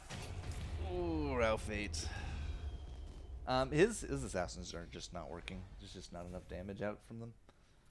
Yeah, I mean, it's a 1-star Bounty Hunter, 1-star Quap. Picks up that Battle Fury for that 2-star Ember Spirit, though. That could be something. So Mr. Lightweight lost the 1 round where it was him versus Ravenheart. That was it. Like the streak versus the streak. And what did Lightweight get? Lightweight just autoed an armlet of Mortigan. Nice. He didn't pick it.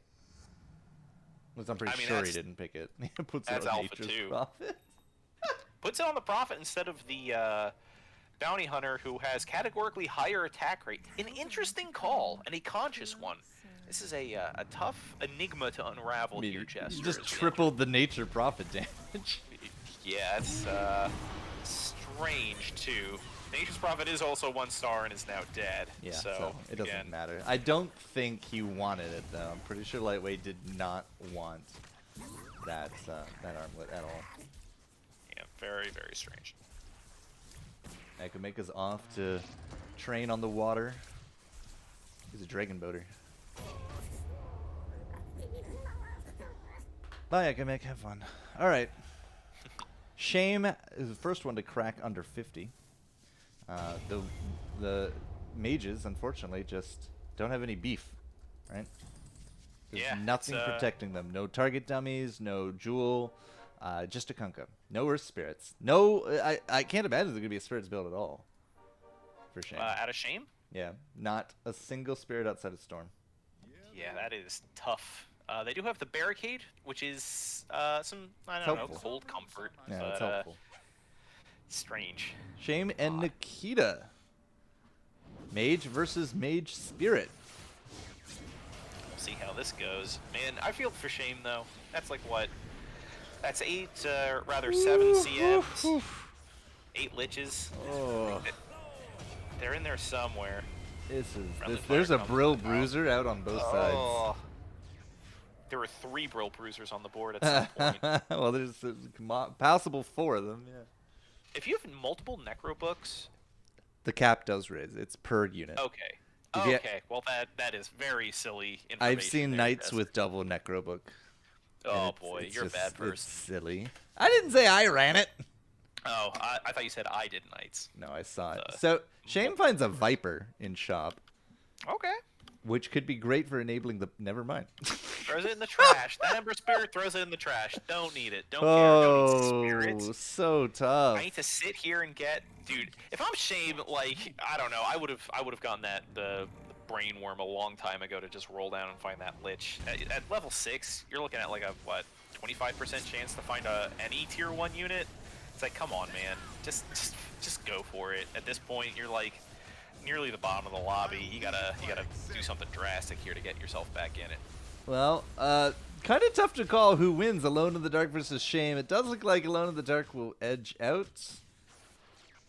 No, maybe not. I don't know. We just lost Heckle there too. It's not a huge difference between both sides, but Alone in the Dark does actually lose up against Shame, but barely. Both sides very weak. Welcome back, Heckle. Good to be here. Alchemist on bench, Beastmaster on bench for Alone in the Dark. He has not a lot of cash at this point. Has to make some pretty tough decisions about what he wants to complete on his board, but he's brainworming here, man. He's brainworming hard. You gotta do it. You gotta make it happen. There it is. See, what do I tell you, man? Oh, Shame What got do I tell you? got the lich. Shame got the lich. All you need to do is commit yourself to the void, and it'll provide every single time. Will the lich actually even just get to cast it? Okay, yeah, There will. it is. Yeah.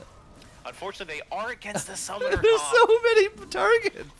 Several targets. Now I know it does like splash damage in Dota 2 proper. In Underlords does the no. Chain Frost do splash? No. Could you imagine it hits the target plus all or surrounding targets 8 times? Come on. Yeah, that would make Lich good. Unfortunately for Just for bounces Shane. between units and dealing 200 damage to each time it hits. That's all. Yeah. Well, 200 plus what? 40? 25? What's the first mage bonus? 25, I think. 35. I'd love to tell you, but it's an item. 35 would make it 265 damage per person. 270, maybe. Something like that. I don't know. Either way, yeah, we'll see where it goes. He swapped boards during all that. He's on the other side now, but that is the first and only 3-star. Yeah, check out how this lobby is stratified, by the way. You've got 3 people with 70 plus health, and then, or 4 people rather, and then the other half of the board with 30 and under. Well, look at the records also kind of reflect that as well. Yeah. Weirdly enough, the least losing in the bottom 4 is 7th place, and they're 8 and 8. Wow. Yeah, I mean, sometimes you just get smacked. Yeah, just because you lose doesn't mean you lose health. If you lose big on like even a few rounds, it doesn't matter how much else you win. That friendly fire took out a Nesix about a millisecond after she dropped the golem. Truly unfortunate stuff here. Shame will still win. I think. Unless. I think. Oh, yeah. No, there's a ward off in the corner. Unless. Doesn't even have like a Savage 2 bonus to stack up the damage. It's just a strong ward. That sucks. All right, so we've been watching the Mages of Shame, who not likely have much longer left in this world. Who's still fighting? Lapa R Clan and Furu still going at it. Summoners versus Brill Bruisers. There we go, -4. Wars. Lapa, Shaman, Summoner, Troll, Poisoner. 2 stars on all the poisons. That's good. That is the top. We will continue to look at the bottom. So what happened to Alone in the Dark? Alone in the Dark with 3 Summoner, 2 Shaman, double Silver Edges, and a Spectre. After lobby has Shamans. Round 18. Thank you for that. You're welcome. Sorry, I got a bit of mail. I got a jury summons for the district court. Okay. OP, congratulations. Yeah, it's great. Got to take that time off work.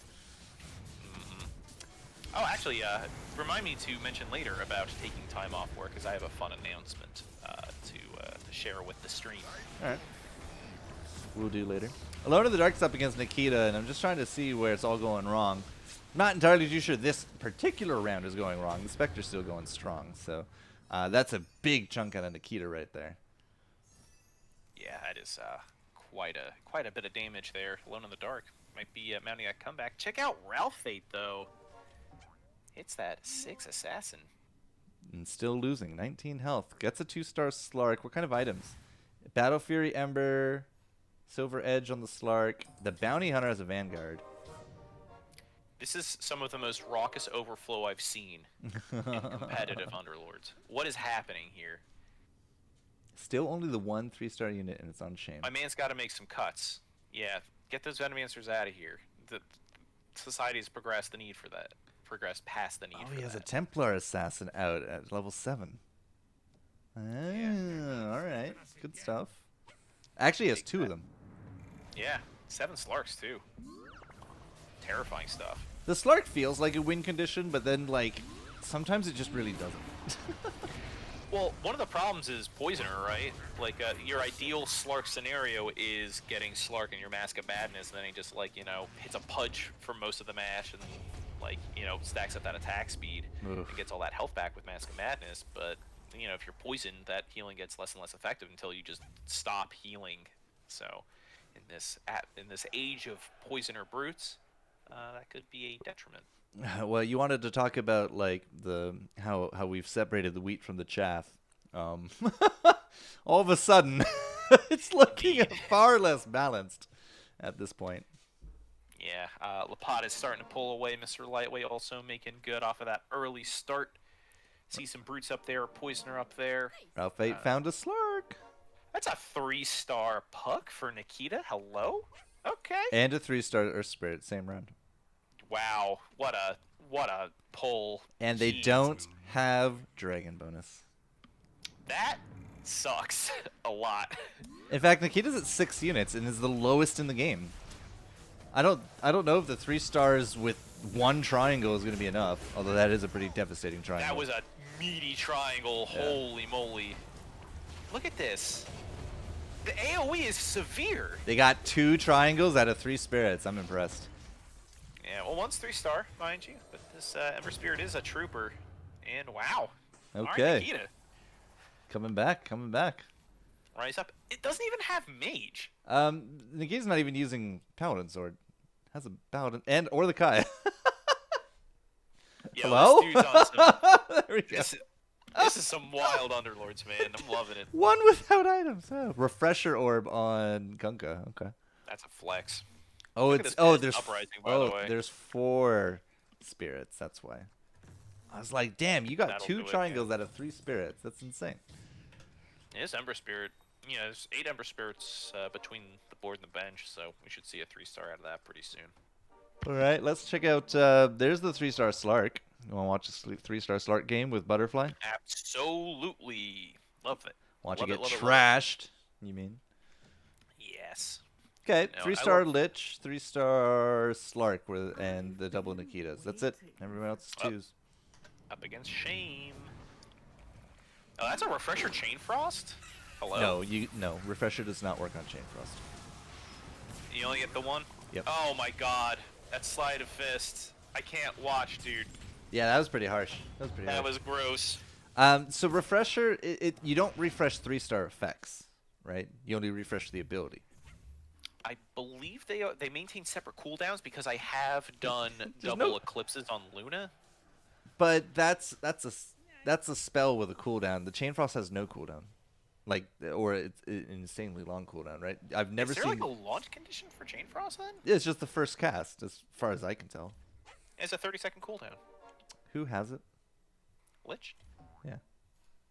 On Shame, yeah, 30-second cooldown for Chain Frost. But I want to say like as soon as he cast, the Frost Shield, that's the thing that triggers the refresh, and you probably don't have Chain Frost out, so that might be the case. I mean, we can watch it, right? But if you look at the damage meters, well, maybe not for this round. The Lich Chain Frost will not like double up on damage. Plus, it has to live 30 seconds. Yeah, you also gotta do that. Okay, so Chain Frost is out. Did yeah, another Chain Frost. Or Frost Shields, rather. I saw 2 Frost Shields and I saw 1 Chain Frost. Alright, Chain Frost hit for 1800. It's amplified 70%. So it's like 350 damage each. 350 by 7. It's 2100. So Frost Shield hit for 1860. So minus damage reductions and all that, right? So yeah, if there was a refresh, that should be doubled. That 3-star effect should be doubled because it should have launched twice, and it didn't. Should have. So it refreshes the first spell, as Random Man is saying. But yeah, I'm just using math to prove everyone. Indeed. Alone in the Dark loses during all of that. Ravenheart now down single digits. Everybody else kind of in the heartbeat range as Lepa Just want to say Lapachan. I don't know why. Lapachan has lost 20 health in the last 2 rounds somehow. Yeah, that is not kawaii for Lapachan. Yeah, Hidoi. Oh, Mr. Ravenheart up against Lightway. How Lightway has fallen. Such a very strong start. The 6th Shaman of Raven looks to be dominating this one. That should be it for Lightway. The Dragon is doing work. Holy moly. Hits that 6 Shaman, hits that 4 Summoner for Savage. And yeah, that's a decisive one from Theo. Ban anime, all anime rules. We ban anime. No, we ban me all. What are you trying to say, Zex? ban anime. Banime, all anime. Banime, all anime. Okay, there we go. I like that. It's words to live by. What do you mean, Jesus, man? I ain't no weeb like you. I mean, I am a weeb, just like not like you. On my teeth. Man, I haven't watched anime in a while. Can you imagine getting a tattoo on your teeth? Ugh. I gotta. Yeah, I choose not. I said that and then immediately cringed. Yeah, it's like that's a horrible thing I just said. Maybe I shouldn't. All right. Put that in the universe. Ralphate, Ravenheart, Nikita. Who we watching? I'm watching Ravenheart because I love the dragon. By the way, Ralphate did get contested on Assassins at the very end by Lightway. Yeah. Yeah. Not doing him any favors. And you know, you look at Lightway, they did have a very strong early game, right? But, you know, what was the game plan after getting all those 2-star units? Ralphate lost so fast. That was really fast. Holy moly. Theo might be joining him pretty soon, yeah, unless this dragon can do some pretty heavy lifting. Bop. Adios. All right, that's 6th and 5th. Furbu and Lapachan still going at it. But, Furbu with the pretty bad loss right there. 33 down to 20 is pretty frightening. Hey, check out our mages, huh? Yeah, 6th mage Shame. It's all the way up there. Let's see items. Bloodthorn for Lappa. Okay. 2nd refresher orb? No, goes for the Dagon. All right. Nikita with the refresher orb. And we have a reroll for Furbu into Vlad's. Remember when Vlad's used to be like the top tier item? Yeah, and they moved it to the top tier to prevent people from getting it earlier. Triple 3 stars for Nikita. That's the most 3 stars we have out there at all. The only other one is Shame and the Lich. Yeah, Nikita kind of needs it. They are a level behind Shame, who's 1 level behind Furbu and Lapata as well. So, kind of making up for that unit deficiency with those 3 stars. So who we watching? I'm watching Shame. Shame it is. Shame and the mages hiding behind those barricades. Ooh, the boat gets baited by the Spectre off to the side. Not great. Doom on top of. Who was that Doom on? I don't know. It died very quickly. Very quickly. But Rubik turned into a wolf. He did turn into a wolf. You love to see it. That's amazing.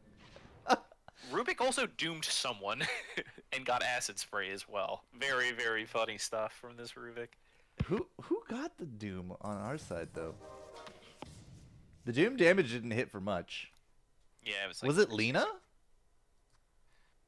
Immortal's out of the tournament. I'm actually shocked. Immortal did not do very good in first round. Yeah. Let's see. I'm pretty sure Lena got doomed. Lena did get doomed for 405 damage. Yeah. That feels bad. Because check out Lena has the refresher orb. Yeah, that is a pretty bad target to get doomed. Apparently I just stayed on Shame, so you can give me the updates on Furbu here in a minute. But Lappa is just like invading this corner super quick. The Spectre doing a lot more damage this time than the last one. And it does look like that will be enough for a Shame loss. But I don't know. Those hits from a Hobgon. Hello? Friendly Fire turned it around. Yeah, you roll them bones, sometimes you get lucky. And oh Nikita my god. Absolutely dumpstered Furbu. There was not much to see on that board. It was very bad. Furbu had 10 units too, man. Didn't make it happen at all. Okay. 10 units not enough. You know, these Brute Poisoner builds, it's not a one-way ticket to first place. If Nikita's looking for this Storm Spirit, because they definitely have Storm Spirits on bench, they don't have another unit to put in. That's a very good point. So, Nikita and Shame both streaking. Lappa not. So both of our magics are actually streaking here into the late game. We're going to follow Nikita versus Lappa over here. Let's watch this 2-star Doom. 2-star Doom with 6 kills in like 10 rounds. Ugh. Ugh. Yeah, it feels bad. Well, it's not necessarily about the kills, Jester. It's about getting that Doom off and getting that CC, right? Well, I know the Doom doomed something. I just didn't see what it doomed. It must have been a ward or something. And now these we spears from Nikita are just devastating. steal the Paladin sword. Good times. Yep. 10k damage from Puck and from Ember Spirit that round. Gross. Yeah, a 3-star Ember with that Battle Fury. Refresher. Oh, he doesn't have Battle Fury. Who had the Battle Fury Ember? I believe that's Shame. Nope. It might have been Ralph. That was last round. Yeah. No, it might have been Ralph Fate with the assassin. Oh yeah, it might have been Ralph 8. That's a good point. So the Magics again doing very well. Lappa kind of stuck in the middle of them all. The Poisoner's not really doing their work anymore. But Nikita with the 3 stars, I don't know. Like, is that enough? Are these 3 stars enough? I don't know. We're about to see some pretty rough corner action here. That Ember Spirit is looking mighty pissed with that Refresher Orb, and yeah, that's Oh a my lot god, of damage. does Shame beat Nikita? Yeah, it does look like Nikita's kind of flopping in the latter part of this round here and does lose. Oh, exact kill? lethal. Exact lethal. Wait, does Nikita beat Lappa? This might be a double kill. Wow. What a free win from Shame. Oh. Incredible stuff. Remember how we were talking about how Shame is just skipping the early game and going straight mages, and then we're like, he's at 29 health all of a sudden? That's why you submit to the brainworms. That 3-star Lich, easy peasy. Oh, Easy the wins. 3-star Rich really, really turned it around right there. Yeah, wow. Oof. Good Oof. stuff. Shame. And We look at that. Mages still in vogue, still can take lobbies. And Shame finally got that Viper in, which was a big thing for the Puck. Oh yeah, huge. And that that 3-star Puck was not the ticket that Nikita thought it would be to first place. You know, it was a very, very good unit, but there's only so much pulling or like lifting that it can do by itself. So, just to point it out, Ralph 8 went 6 assassin. Mr. Lightweight had the best 2-star start I've ever seen, and was streaking twice extensively in this match, and still, for some reason, went into assassins after Brute, and then basically held hands with Ralph 8 as they both went out. Mr. Lightweight had the better record, and went out first between the two of them. Yeah, I mean that just goes to show, like, if you have to be able to let go of your early 2 stars if you can pivot into something a bit more long lasting. It's just heartbreaking. His star was so good. Like that's It like was. those money rolls, those money upgrades, but you gotta be thinking about the future always. Not only just in Underlord's Jester, but in all things. But yeah, couldn't convert and ended up in a 7th. Oh, did I just join at the... Oh, we did join at the right time. Joined Group B, where Nervind is holding a 26-point lead over Darkaruk, who is Brawnies with a hell of a lot of 3-stars, including a 3-star LC on the deck. Oh man, the LC immediately erased that life stealer, so I don't even see a way for Nervin to get Those back hunters, into this one. those unless- hunters, those hunters. A lot of damage. That's a lot of damage. And that's that. Wow, there it is. Medusa did 26. There must have been a Cadence Blade on that. 26,000 damage. That's a lot of damage there, Jester. Holy moly. Yeah, that'll do it. 1-star Medusa with Cadence, yeah. That's a lot of damage. Wow, I don't even have words for that. Lifestealer goes down, and it's like... Lifestealer Armlet, by the way. I like that. That's one of the few units outside of, like, Brawnies and, like, backline damage healers like Wind Ranger where it really makes sense on just to have him, because he has that natural lifesteal. Well, that's... Being the lifestealer. That's the first Hunter's kind of win that I've seen in a long time. Yeah, and it's not even like a 6 Heartless Hunters win either. There's like a random like Rogue Alliance in there too, and Because like of the the level 3-star of anti-mage. Yeah. Yeah, Who's the other rogue? yeah. Oh, the alchemist. Yes.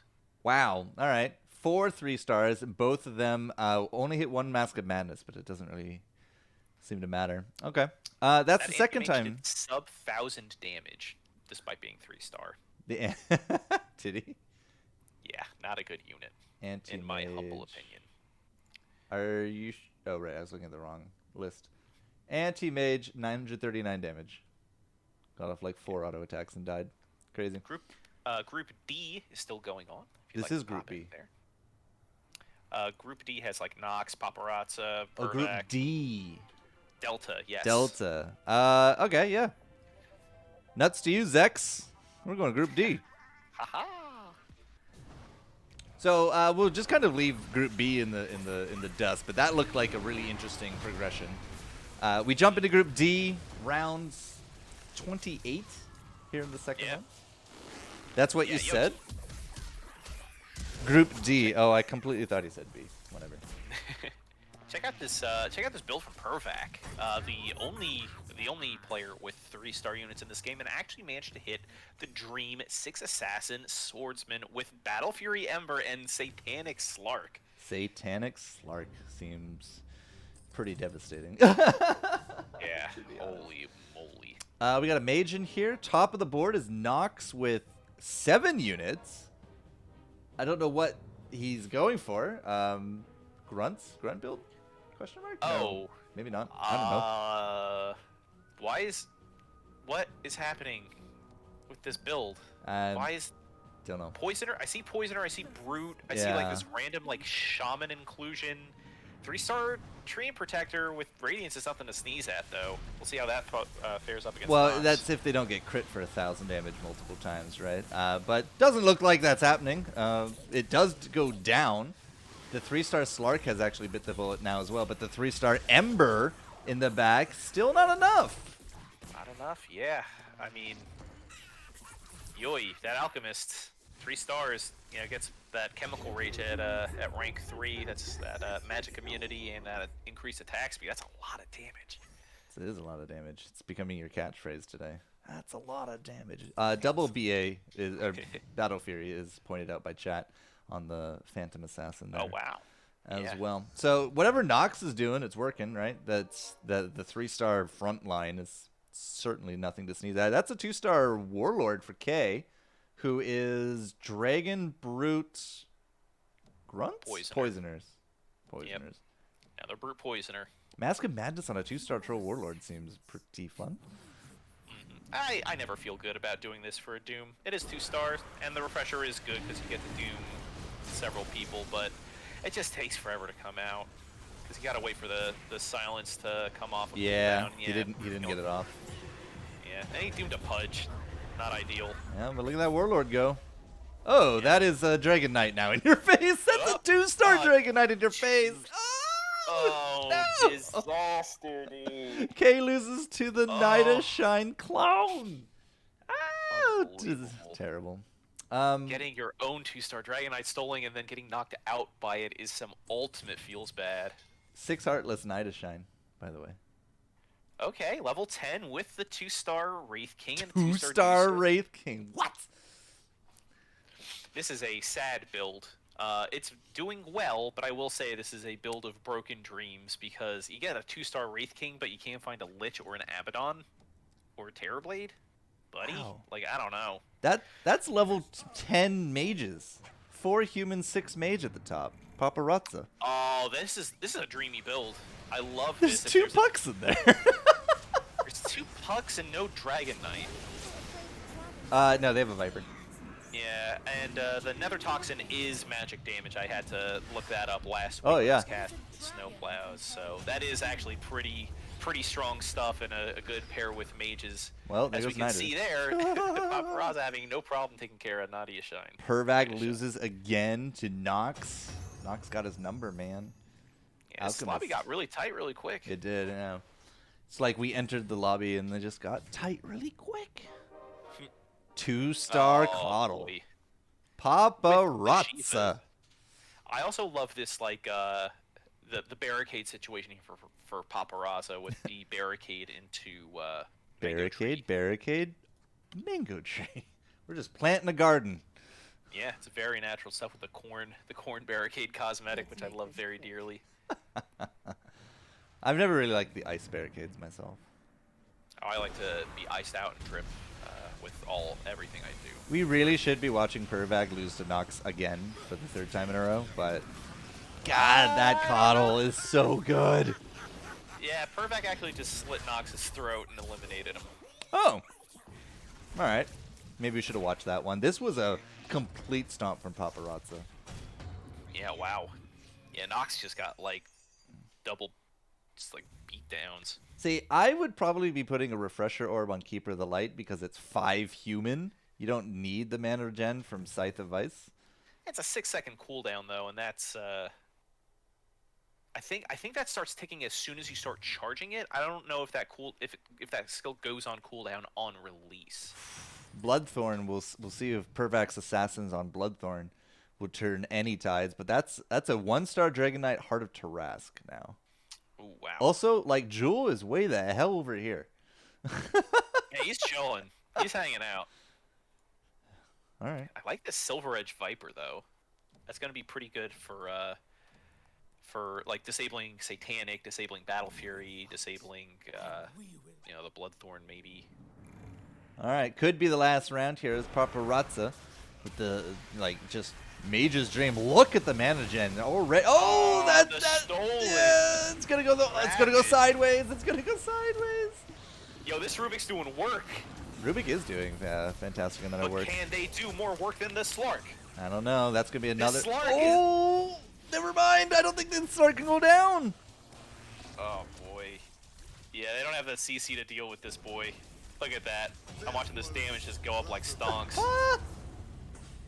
Gross. So a few things went wrong for Paparazzi there. First of all, the Keeper of the Lights Illuminates went sideways. They did not go diagonal. Right Literally out. sideways. The Rubik does a pretty fantastic amount of work, but yeah, the only real tanky unit they got is Dragon Knight, so that's where this heart is going. This Rubik did a Dark Pact, a Ravage, a Shuriken Toss, got Poison Sting, and like just out there just throwing out every spell under the sun. It's crazy. I love it. Okay, so 1-star Tidehunter should get stolen here. No? Not getting stolen? Strange. No, Huh. in fact, Rubik, it looked like Rubik actually used the puck damage avoid Interesting. and then died immediately. Yeah. Yeah. Wow. Woof. Yeah. Okay. Pervac living the dream, baby. Let's go. There was a Medusa in the back with a Bloodthorn. That silence. Yeah. That silence must have made it. Also 4 scaled. I don't know when they put in the Okay. 4 scaled, but I did not even see the Medusa until just now. Can I That's click some on it? heads up stuff. I can't. That's very 1-star heads up. Tide, 1-star Medusa made 4 scaled because they had the Slark and the Veno. Why the Veno? Who could say? Made for poison early on? With the Queen of Pain? Oh, man. Wild, wild, wild stuff. Oh, 4 scaled to beat that. Okay. Great heads up play. Scaled good. Made it happen. Very, very good. Well, I that was a expected more from very Echo, long but round. Then I remembered he's a Philly fan and throws snowballs at Sanchez for fun. They did not like the Stonks reference at all. Not like you, Zex. I'll have you know that Santa deserved the snowballs that we threw at him. Okay, I'm not sorry about that. If you look at the video footage of that. That dude is like had just like this awful Santa outfit, just like crap showmanship. That dude deserved everything he got. Don't at me. I'm sure. I'm sure that's Yeah. that's how you see it in your brain, where the worm lives. All right, match 2 results have been updated. Let's take a look at that. Shame takes first place with a second into a first, to be followed by Lapata at a second, who wins the tiebreak against Nikita with a 1-3 and a Nervin to round us out at a 4-1. Nervin must have won his last round, which was Group C. Yep, First, that second, tracks. third. No, Nervin won No, Group B. Group B, Nervin won it. Good stuff. Okay, Ravenheart and then Furbu, Darkrook, and Ralphate will create the last of Group A for us. And I Wow. believe that we still have Group B rolling, right? So No, I think we're all wrapped up. No, this is round 3 coming up. Oh, you mean like for next round? Yeah, we should have a Group B. So everybody up to 16 will continue to fight. Paparazza misses the cutoff due to tiebreaker. Oof. Paparazza went out 8th in first round. Feels bad. Looks like Tatan, GG friends. It was a pleasure. Oh no, dude. Sorry, buddy. Why would you ruin my whole Saturday by telling me that? It's just we'll not continue on with the D-Tan train. But dude, Smoshi's down here. Digi's down here. Yeah, where Digi's rank 19. Buddy. Paparazzi was a no-show in his first match. Oh, all right. We had a bot. That's right. We did. Digi with 6-3 feels bad. Xanum down here too. Taf G. Smaj, Immortal. Happens, man. It happens.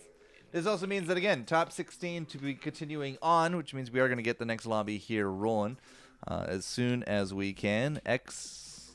Dr. Heckle has invited you to a party. That's good enough. All right. I'm quick on the draw. You are. 57 past the hours in 5 minutes. Will that happen? We don't know. Likely to come back quicker. But Group A, round 3, be coming your way here in just a moment, ladies and gentlemen. Let's grab some popcorn and see these champions in action in 5 minutes. See you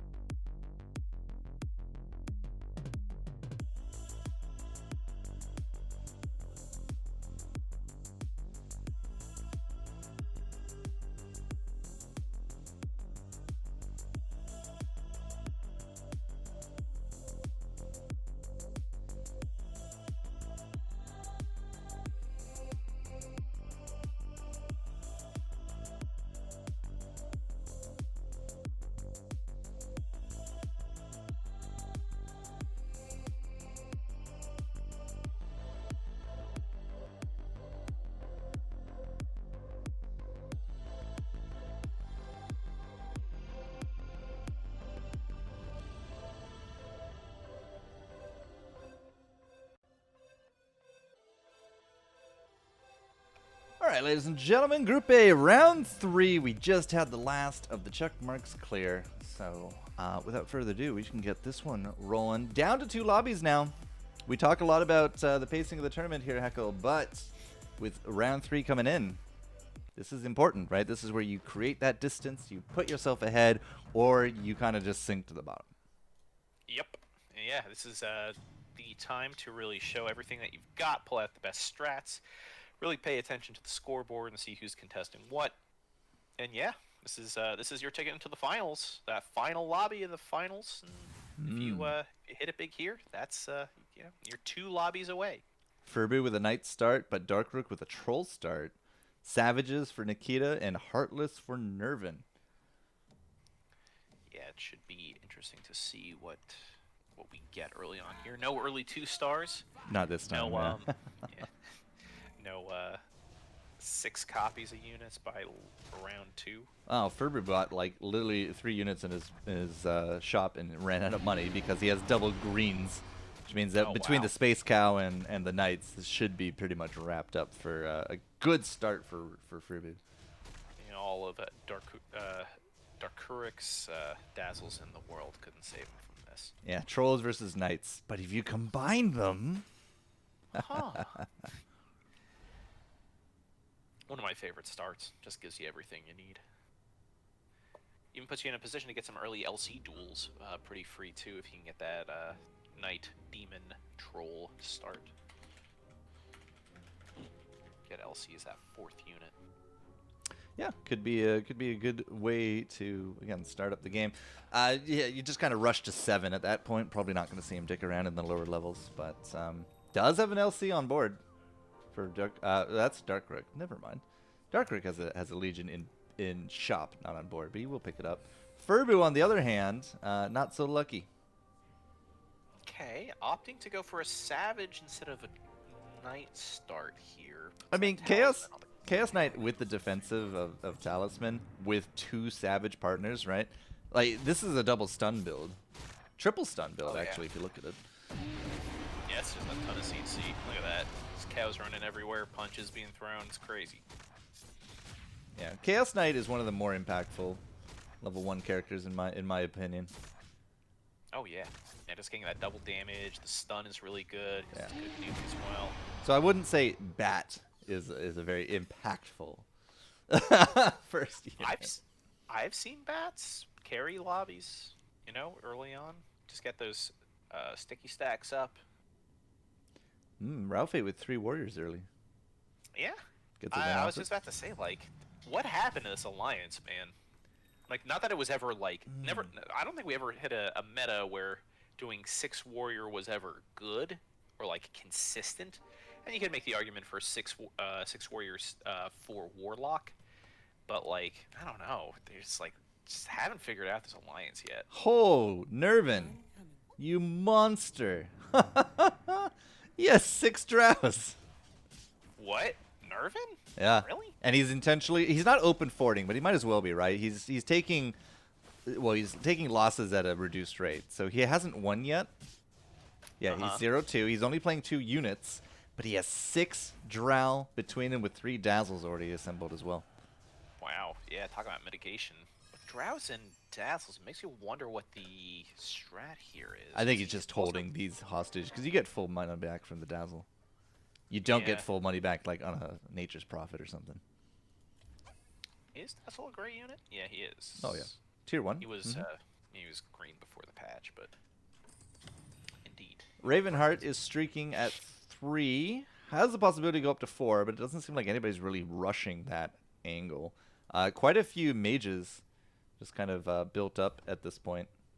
Yeah, chilling with that double storm and double CM on the bench might be a pivot after this savage shaman start. I'm just keeping an eye to see. It is definitely going to be Heartless Hunters for Nervin. Oh yeah, oh yeah. Look at his bench now. Oh yeah. Yo, that is tight.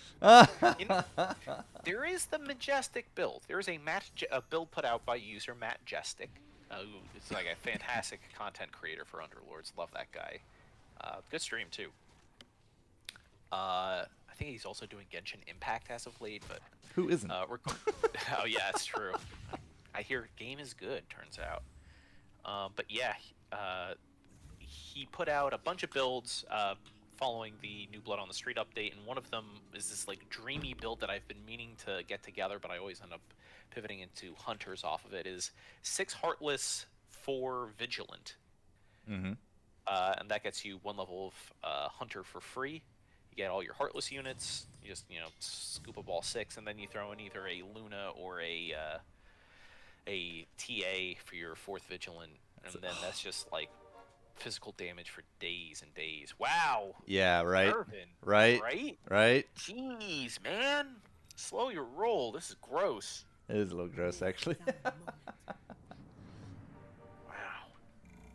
Wow. Yeah, top 3 right now: Savage Shaman, Shame coming in 5th with Savage Shaman, and then it's just kind of like the rest of us down here. But there's a lot of magic being benched around the place right now.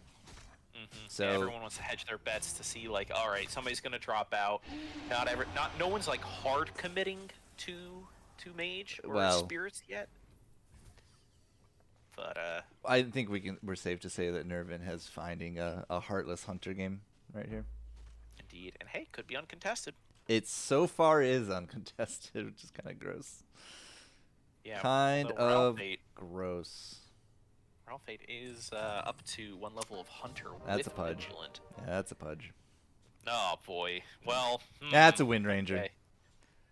I love this itemization from Nervin. The glove on Drow and the pike on Drow as well, building up to hopefully farm up a bunch of kills. So when they get merged, he gets that 3-star Drow. Then he gets all the kills from both of those units. It's that 2-star Windy too. Yeah, he just he didn't want to break econ for it. So. Makes sense. I didn't. Holy hell! What? It's round 5? Yes, this is round 5. Now round 6, and yeah, Nervin still won't win, but that's all part of the plan. It's all part of the plan right here. The free rerolls are strong. Super strong, super good. Okay.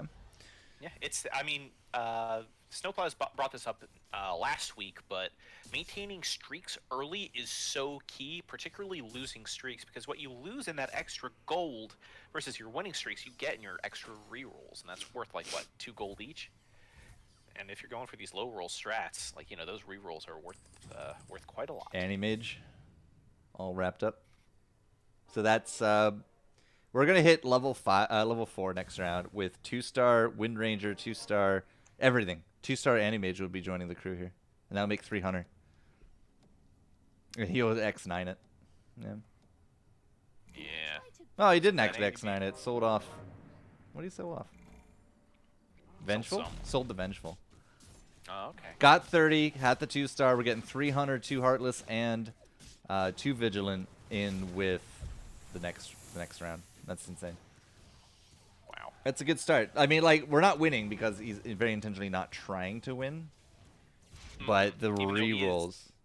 He's kind of playing their studs. I mean, a 2 Heartless or like a 2 Heartless, 2 Vigilant opening is nothing to sneeze at. But at round 7, it's like, There we go. Get that Anti-mage in.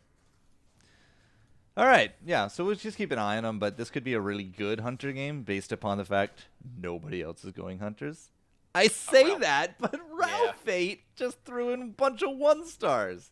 What is this? Trying to go Hunter, but we'll see how that plays out. What is this? It's kind of like a sort of great value or a Family Dollar version of Nervin's build. But Ralphate was Warriors just a moment ago. Yeah, it's a pretty hard pivot. I mean, Warrior certainly has its place in the early game too. Like, just having, like, if you can get like a quick, like, 2-star Slardar Tusk Pudge, like that's pretty durable. Or like a Kunkka, like that can win you games just off of durability alone. Like that's a lot of armor. Yeah, but given that Mage isn't very strong early. Yeah, but they're not Warrior now, so yeah, feels bad.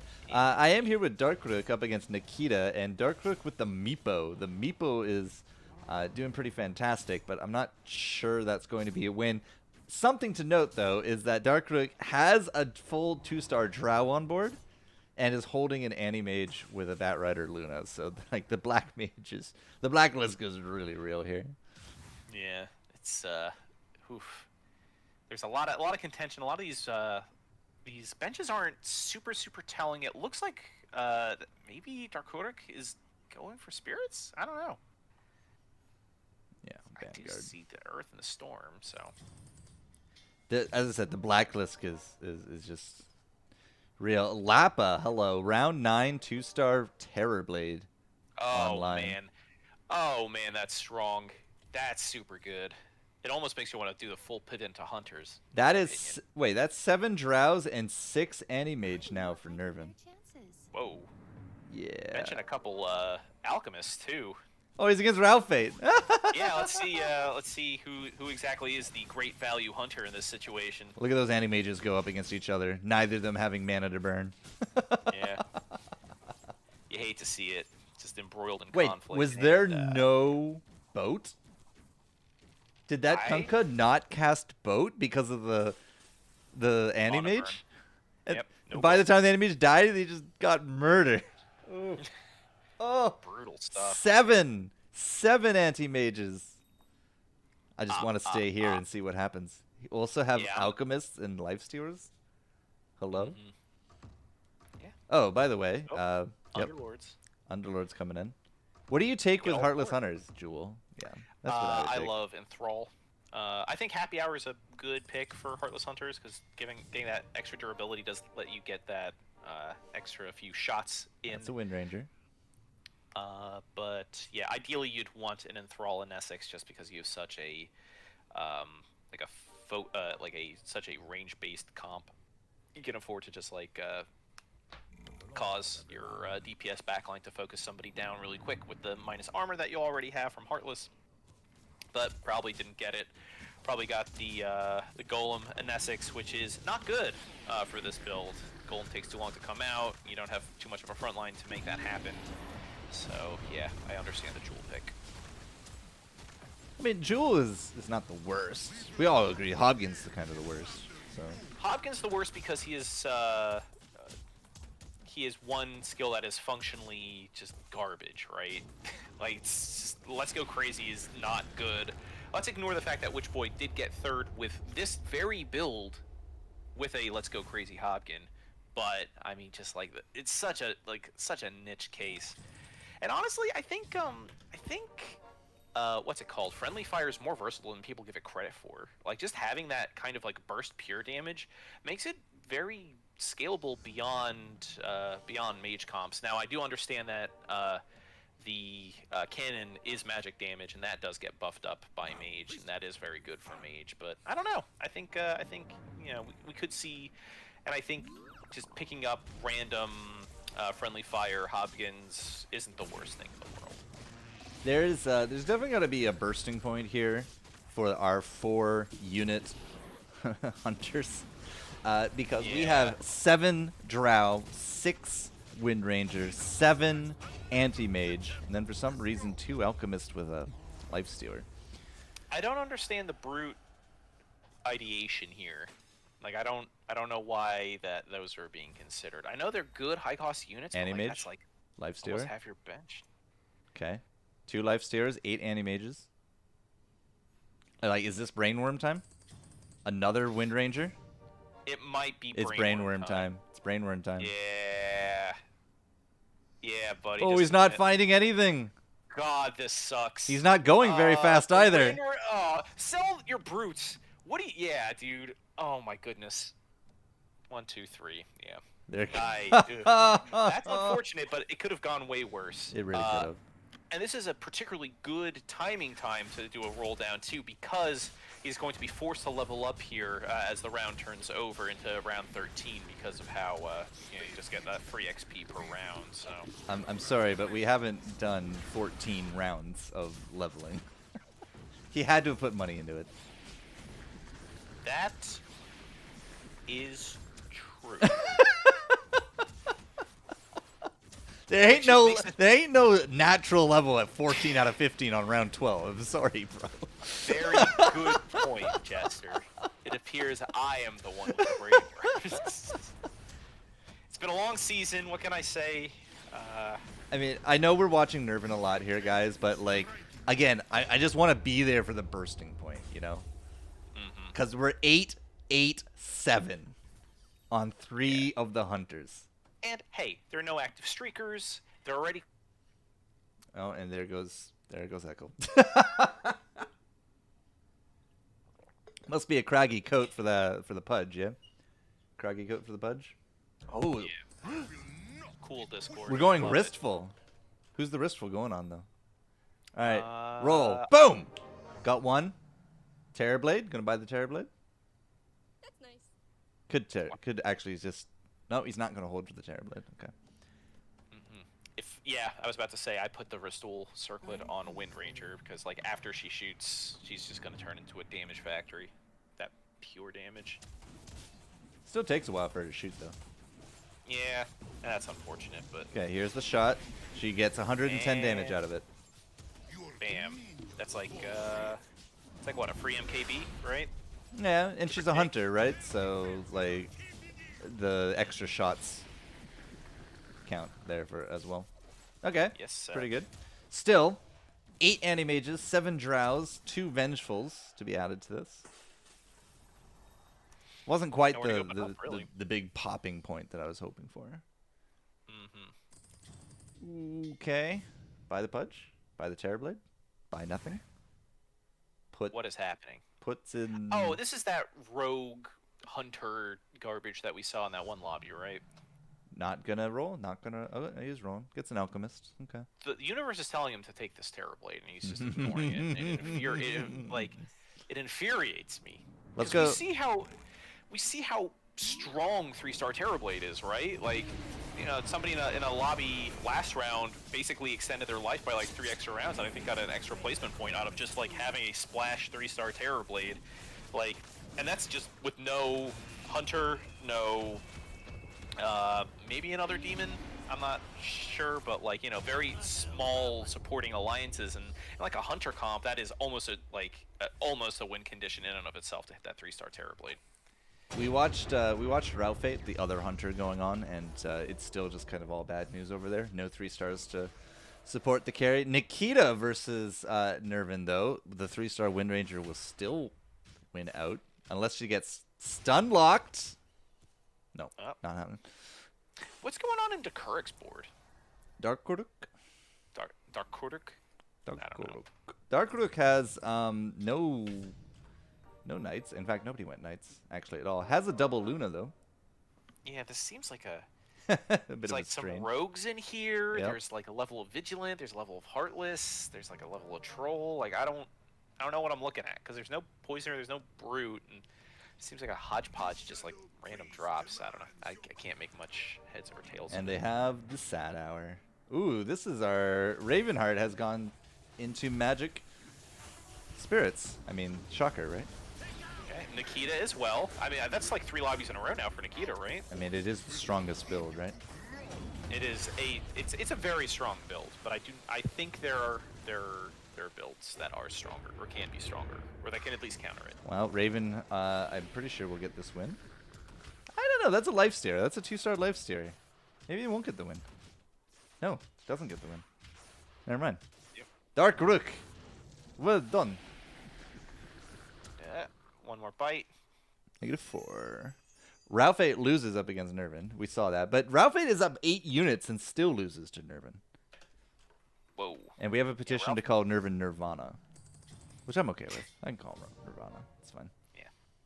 That's fine. I'm cool with that. Alright, who else do you want to check out? 2 sets of spirits, one with magic, one without. That's Nikita. You want to go check out Nikita? Yeah, let's check out Nikita. Gives them some screen time because they are rocking that pure spirit build with like this tree and protector just to say hello. I don't understand that even a little bit, but You hey, need a tank. You need a tank that's taking the brunt of the damage that is not a Nurse Spirit. I suppose. Oh, this Anti-Mage is ruining this Earth Yeah, Spirit. the problem is one of their spirits has a dagger. They didn't get any use out of Yeah. it. Womp womp. Womp. Womp. Now we got the Sad Hour, and there's nobody left to buff with it, so... There's still 3 spirits on the board. That's a pull. That's a Delta Slam. That's a on great Delta Slam. absolutely That's an no one. Eagles Delta Slam. Oh my god, dude. No, our kicking team is fine, okay? Elliot, fine kicker. Yep. He did kick one a little short in the early weeks, but that's fine. We excuse that. I'm not It's saying like anything about their kicking. I just know that they throw. I'm not here to dispute that. It's a Battle Fury drop from Nikita, though. Nope. Passes it up? Huh? Sorry? Necro has to be a It's gotta Necro. be Double for- Necro books, baby. Double Necro 2-star storms. Holy moly. All right. This is going to be an obnoxious board, Jester. And Yeah, it might well- actually be to their detriment, because if it gets too clogged, they'll run out of places to just, like, put people. You can only have 4. You can only have 4 brills out. It's fine. Yeah, but that's a lot, man. Like, against, like, a barrier comp, that could actively, like, just, like, box them out of getting good Delta Slams. We'll sit here with Nikita for one more round. Is level 6, kind of tied with a few others for lowest amount of units. Nobody up at 9 quite yet. We do have a few at 8. Ralph Fate's at 8. Theo Ravenheart sitting at 8. But Nikita versus Furbu. Furbu is currently number 2nd. No, number 3rd. Wow, number 4th? Wow, Furbu really fell. Yeah, jeez. Yeah, it's a kind of a tight lobby. Now as like things start to get firmed up, there's only one there's 2 shaman players left, so you know, that's sort of like all like the baby fat has fallen off. Oh, that Delta Slam. Look at those brills. There's just so many. It's just this legion of Brill Bruisers. And you know what? That's actually such a good play when you're sitting and you're doing low roll builds, because it's just having bodies on the board to absorb those hits. And they're always going to be there because the Storm Spirits are always going to be building more. Such big brain stuff. There must have been some kind of glitch right there, because we have a shaman damage entry from Nikita, even though they're not shamans. Yeah, I see that sometimes too. 0 in my games. Okay. Yeah, it's strange. The sort of phantom dog. So I don't know. I was looking for Brill Bruiser damage, but it's just not. It must be under auto attack, right? Maybe. But like, but the if you look at the damage numbers, right, they don't add up. Uh-huh. Yeah, it's like auto attack storm is not exactly the play here usually in But Spear. so those must be the Brills, right? Yeah, they have to be. Yeah, Yeah. that's the That's weird. I thought they would totally have a damage entry. very strange. There we go. Oh, we're still on Oh, Nikita. I man. just realized. Oh boy. Yeah, I mean, like this is just like that. What's that subreddit where it's just like images that like look good, or like, you know, the images that look good subreddit. Just Instagram wrong reality. with Yeah. what is wrong with my brain, dude? Oh my goodness. You know what subreddit I'm on? oddly Watch people satisfying. die. That's what I'm on right Yeah. now, watching you. Oh shit. Oddly satisfying. Yeah, the good Oddly images. is the one. satisfying is the one. Yeah. Oh, Nikita takes top spot and gets a 2-star ember out of it, so it's not all bad. Not all bad. TIFU by trying to explain a subreddit. Yeah. Ralph 8 is still sinking pretty hard here. Ravenheart not doing supremely well here either with the 3 Spirit 4 magic with 2 humans. At least they got the 2 humans. They got the Lena in now. So I'm going to take a round here with Ravenheart up against Shame, who kind of has just a lot of 2 stars out and about. You're breaking them, Zex. You're breaking them. Don't worry, buddy. Yeah, slowly just like losing higher function. Whoa! Ralph 8 with a 2-star Troll Warlord? Whoa! It's round 19. That's extreme stuff. That is pretty extreme stuff. It looks like the Spirits will do Ravenheart well here, but is it well enough for a win? It's not going to be a very painful loss if it is a loss. Oh, another triangle! Sweet. As the Brills just chain lock that Crystal Maiden. Cool. Yeah, she the stolen Crystal Maiden. So what's Ralph check 8 up out. to? Yeah. Gave Ralph up 8 on is taking Hunter. us- Yeah, they are taking us all the way back to last patch, where Hunter Warrior Heartless was all the rage. Could be buying an axe. Also has another Tidehunter in shop. So a possible 2-star Tidehunter in the next round or 2. And I could easily see this. Oh wait, oh that's a Crown of Antlers on Spectre. Okay. Well, it's either that or you put the Mask of Madness on Spectre, and then she's just not any good. So That's a bad call. yes, it is. That's what we would call a I have bad definitely done that, not realizing what I've done. Yeah, it sucks. All right, Ralph 8. Is your troll gonna be good enough? This Troll Warlord is sick. Dude just melts people. Look at this. But he can only melt people when they're in range. Yeah, but I actually kind of like He it. can't move. Like, all right, I'll wait my turn. Just let me at him. Let me at him. Scrappy do over Maybe here. move him with over Mask of one, Madness. See, I don't know. I kind of like keeping him in there because he doesn't run out and die. He just keeps himself safe with his 380 damage and like over one attack rate. All right, maybe Another he should be- mask. It's two masks, PogChamp? He has, yeah. They got a Hello? drow. Nope.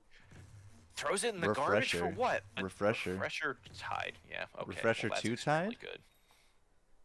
Only if they hit it. Ooh, didn't hit it. Has a little bit of rolling. Double Sven though. It's pretty hot. Yeah, this is like Ralphie's positioned very, very well to start rocketing back up the charts with that 2-star Troll Warlord and It's not the even gonna- alliances. Oh wait, no, he put the money into the level. Okay. Oh, there's a. Oh, There's a dog. Does anyone hear that dog? oh no, it's Dog gone. on Rip. Rip the dog. I didn't So mean you've- to. If you want to see what contesting builds can do to you, check out our first, 7th, and 8th placed players right now. All running virtually the same build, just Savage, Summoner, Shamans. The S's, S-tier builds, if The you triple will. S, yeah. Yeah, and it's working out for exactly one person, and the other two are struggling to survive. I believe the term is holding hands. Yep. Can this Troll Warlord survive the onslaught? There's gonna be a lot of brills coming out of him. Yeah. Oh my God, these axes. Hello? Okay. Okay. What's up, so that's a loss Doc for Ralphie. What's up, But Doc I don't care about that. I want to see this. He doesn't even have a good item for him. No, No, good you- items. Now here's the Galaxy Brain play here is to put the Moonshine? Mask of Madness on the 3-star Meepo you see. Nah, it's gonna be Moonshard. Yeah, Moonshard. We have because this it's not random crown of antlers in here, that is strange. but That's oh, I really truly don't know what this dude's doing. What? Like, What just happened? You gotta, like, I say this every single time I see rolling night builds. You have to put your Luna in front. I hate this. I hate seeing this. There are no assassins here. What do you do? Like, well, I guess you got your Storm Spirits and then Ember Spirit for your Spirit builds, but like, you have to frontline your Lunas when they get 3-star. Like, it drives me nuts. Oh, she got signed. No, she didn't get signed. She got disarmed. Okay. Yep, And got the she's one dead. out. And she's dead. All things considered, a pretty decent eclipse and like some decent mitigation. Bye, Dark Crook. Adios. It was real, man. He was I- one lifestealer away from three lifestealer. But I don't even know if that saves you, because like it's like such a confusing alliance smatterings, and like didn't even seem like good stuff. It wasn't a rolling build, it wasn't a leveling build. Like it was like sort of slipped between every single crack straight down to 8th place. There's a big thing to consider here. Ralph 8 just beat Nirvana.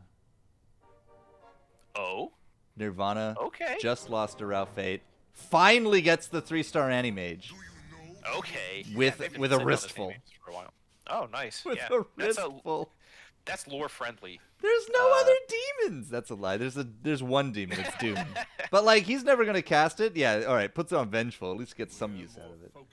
Yeah. Oh, who got a 3-star Lycan? Somebody's got a 3-star Lycan. Probably somebody in 6th through 7th now, or 5th through 7th. Look at that which is 2-star where all Void. of our- 2-star Void Spirit.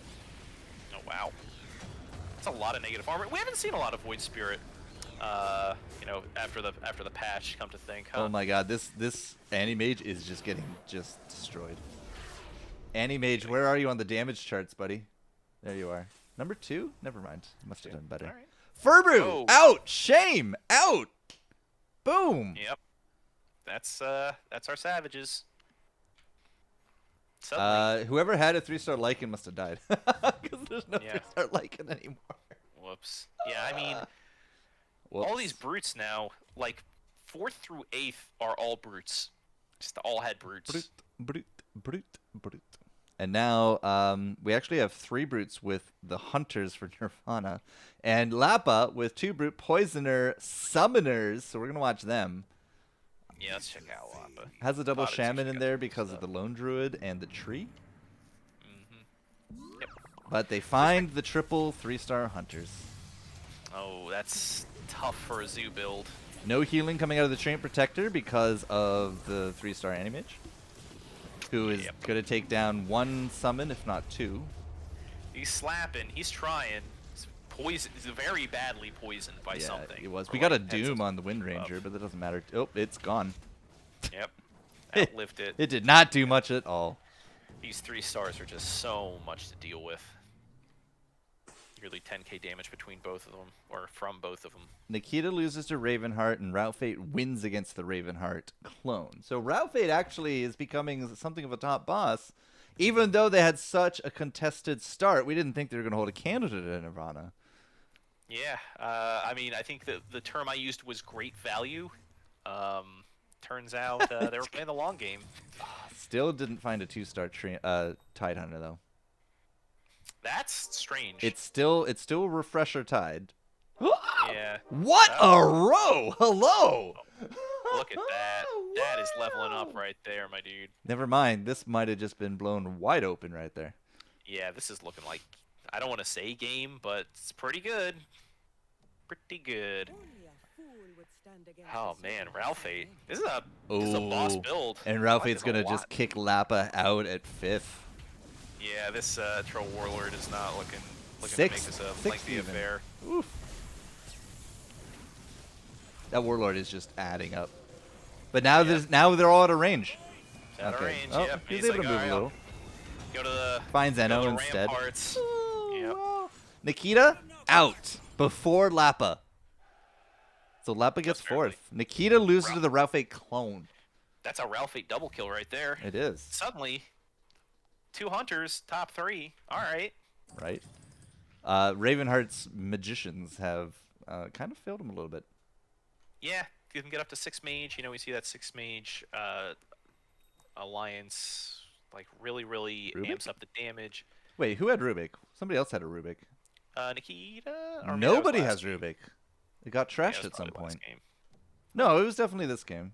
But Really? it just looks like it didn't stick around. Wow, Theo with 2 Dragon Knights. Looking for that 3rd for that big boss dragon, but Oh, Raven versus Ralph Fate. Ralph Fate definitely, with the level 9, has held a good advantage, but now is 9v9. That Spectre's just kind of going uncontested into the middle of Theo Hart's lineup, and now with the Troll advancing, we got the bomb damage coming in. It's not even close. it's too much. Like even with Spectre with a crown of antlers is terrifying. The more I think about it, because of the boosted attack speed, you get more chances to double proc or to double hit. It's a lot of chance. From being yeah. a hunter. Mhm. It's like gross stuff. Like Ralphie is just cruising right now. He is. 12 and 14. His buddy is 14-12. Theo is 15-11. Very close. But the health paints a very big difference in the amount of health that they did lose. Both hunters are actually streaking. Yeah. How long until they collide, Jester? Now. Right now.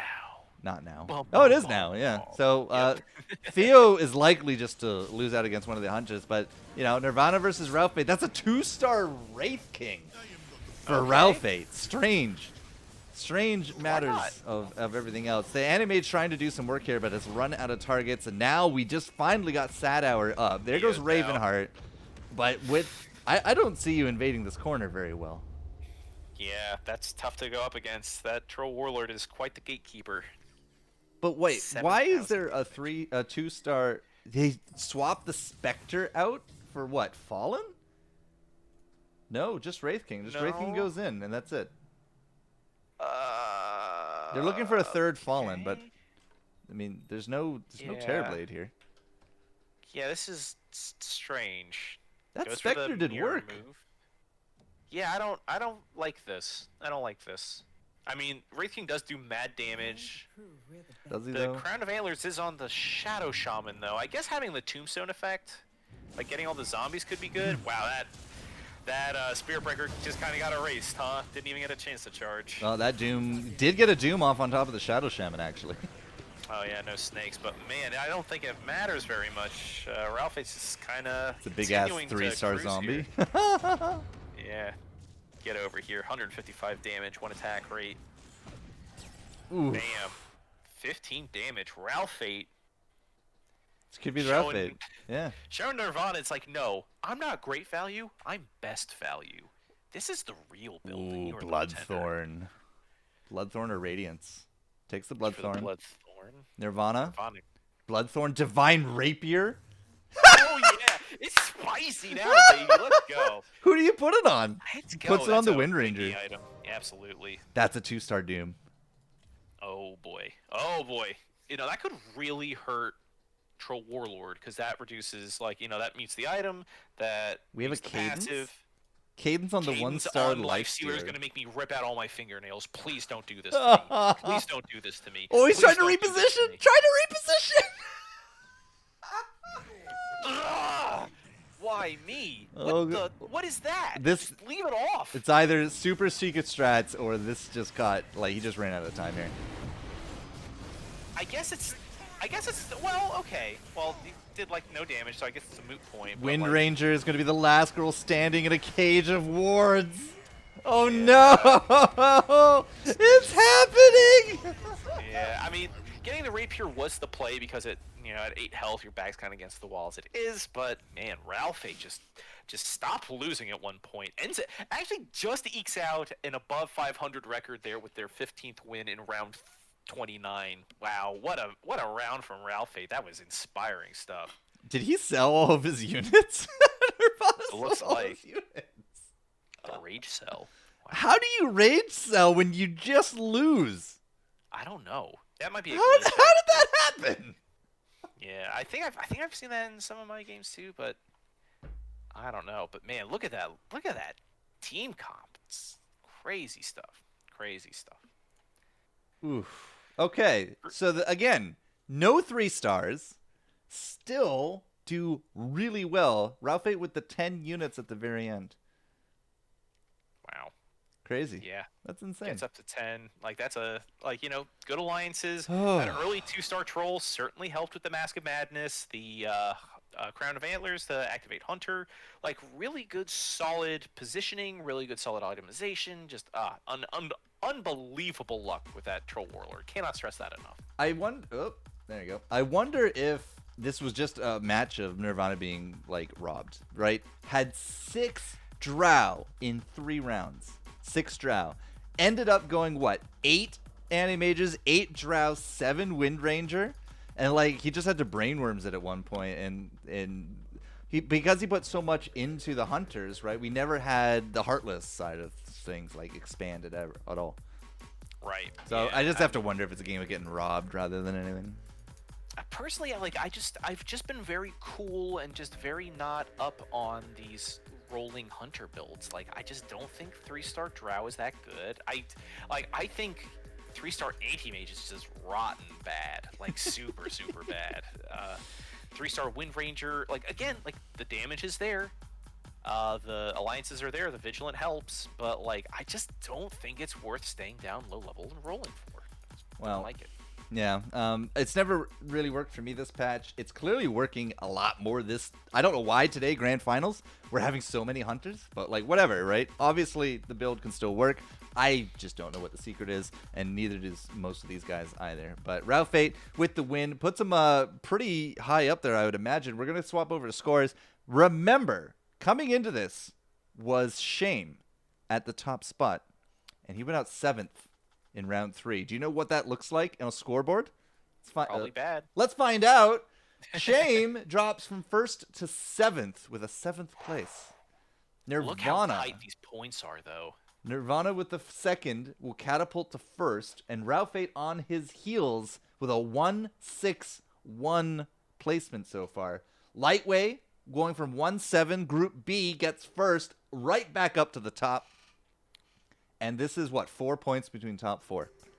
It's really anybody's game. This is super tight. I mean, you know, we've seen seasons in the past in this final round where things get like super, super, like like people start to run away with things. So like even though they finished like third in this final lobby, they still managed to eke out a win because of their earlier performance. But this is a whole different story altogether. This is super tight and like cannot wait to see how this final round unfurls. Apparently my code did not work for the next game. Okay, there we go. Got it now. So not only is it like 4 points between the top 4, it's a 3-way tie for 5th, 6th, and 7th. Oh wow. Even more radical. Jeez. Yeah, it's something, man. It is something. So It's truly anyone's game. there's going into no this. Yeah. runaway clear favorite. Shame had a good chance to put in the points, but ended up 7th. And this leaves us with one group in the top 8, and it's going to be Alone in the Dark all the way up to Nirvana. And really, like, the point differential here is 9 points between them. No clear favorite. Kwanrong Chen actually gets robbed with the tiebreaker for 9th. Pervac at 10th. That's really unfortunate. I like seeing KRC. Always brings some interesting builds to the table, but not this time. Yeah, Furbu and Errol and Aziz. We didn't even get to see Aziz, one of the new Russian players on the block, but 616. Like, what a yo-yo, right? Yeah, for real. Feels bad. The emotional roller coaster of UPL. I see everyone joining and readying up, which means we're not that far from the last round of the day, ladies and gentlemen. Group A finals of the Grand Finols. Here, the Bandana Boys will bring it to you all in about 5 minutes. Last round of the day. We'll find out who will be crowned champ, because it sure as hell ain't Digitams today. No, it is not. All right. Yeah. Few minutes. See you soon.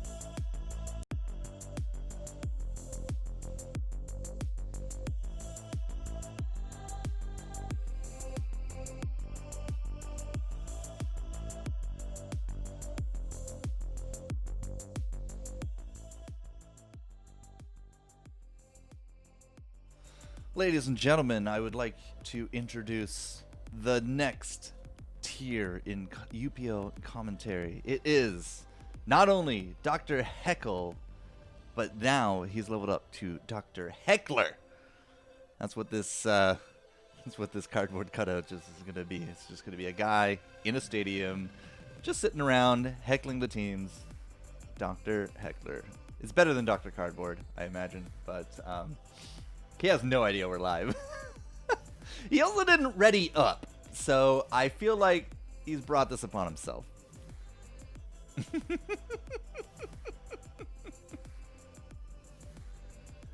Oh, man. Yeah, this is him. This is it. Yeah. See, you were having a very spirited conversation. Well, when you don't ready up and you're not at your desk. Oh, it's 43 past the hour. Whatever, dude. All right, let's do it.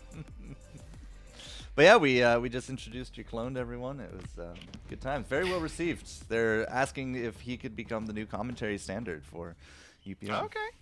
I can't do any worse than me, so. Why do you look so different in that picture, by the way? That is from 2011.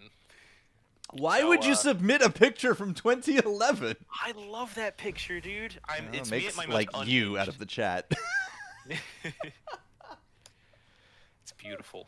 Look at all these bounty hunters. I know a lot of bounty hunters. 4 bounties. Last round, buddy. This is all the marbles. It is, yeah. This is the cream of the crop right here, the chaff from the wheat, and I don't know. It's anybody's game, right? NRLL.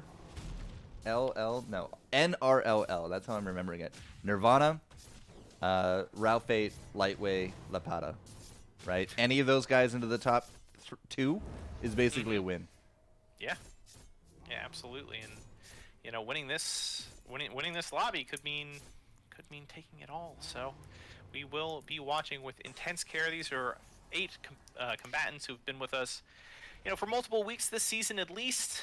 You know, we see guys like Shame, like Lapata, Theo Ravenheart, Nikita, Alone in the Dark coming in, week out, and now here we are.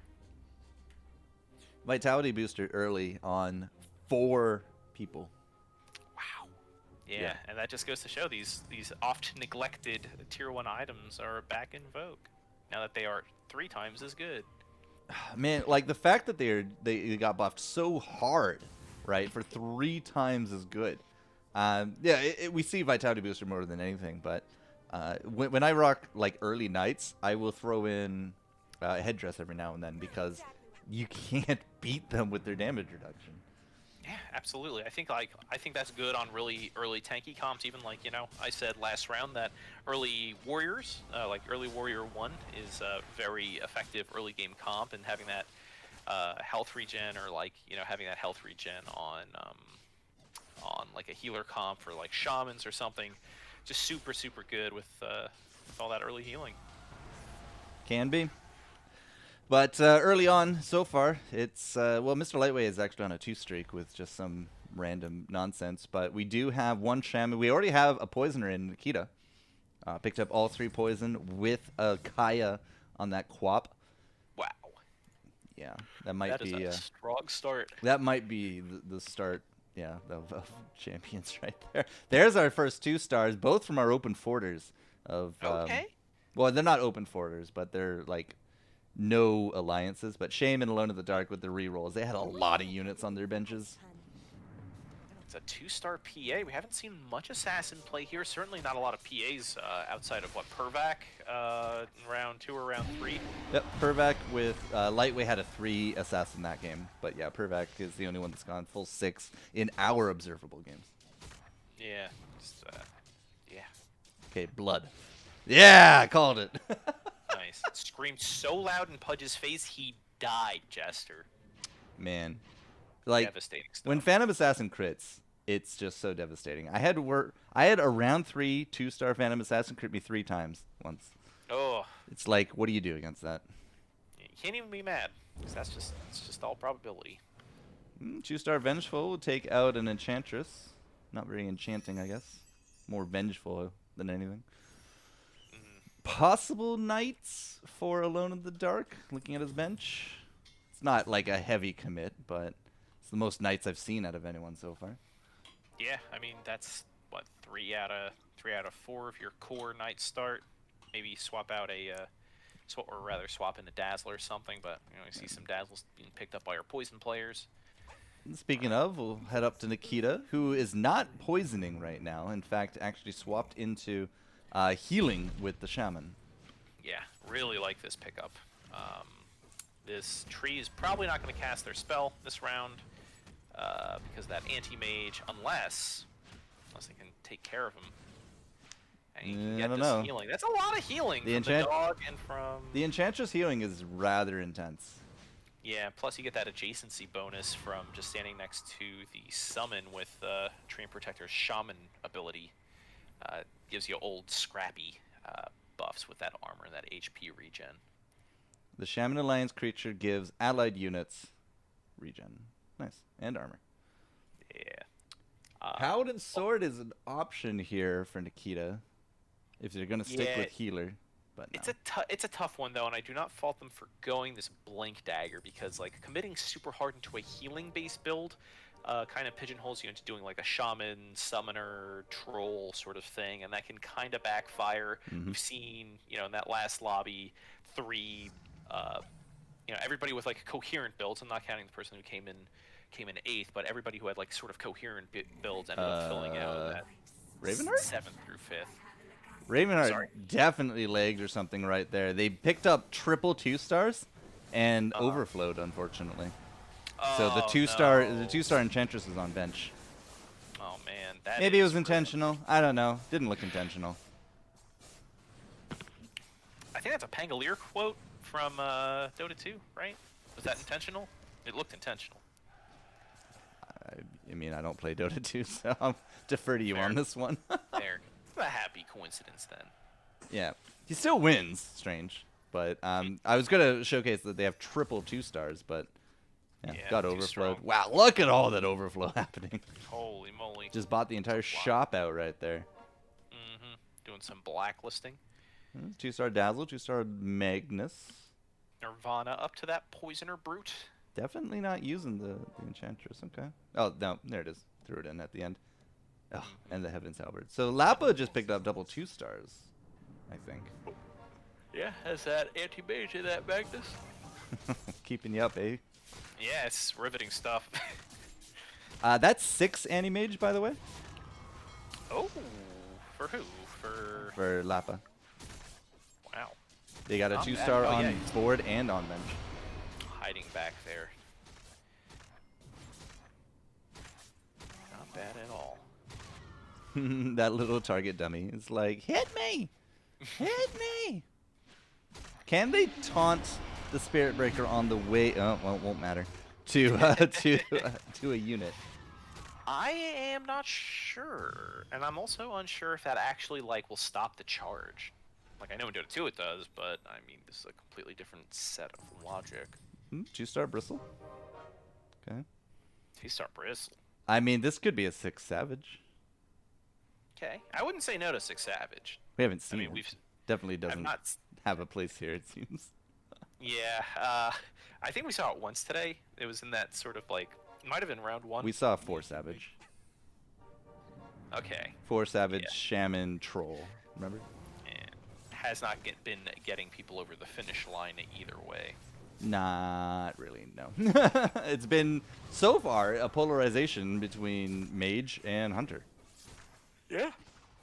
Yeah. It seems like these deep Hunter, or rather Poisoner Brute builds have not been going the distance either. I mean, there's just been a lot of contest. We haven't had really any kind of game where everybody's on an uncontested build.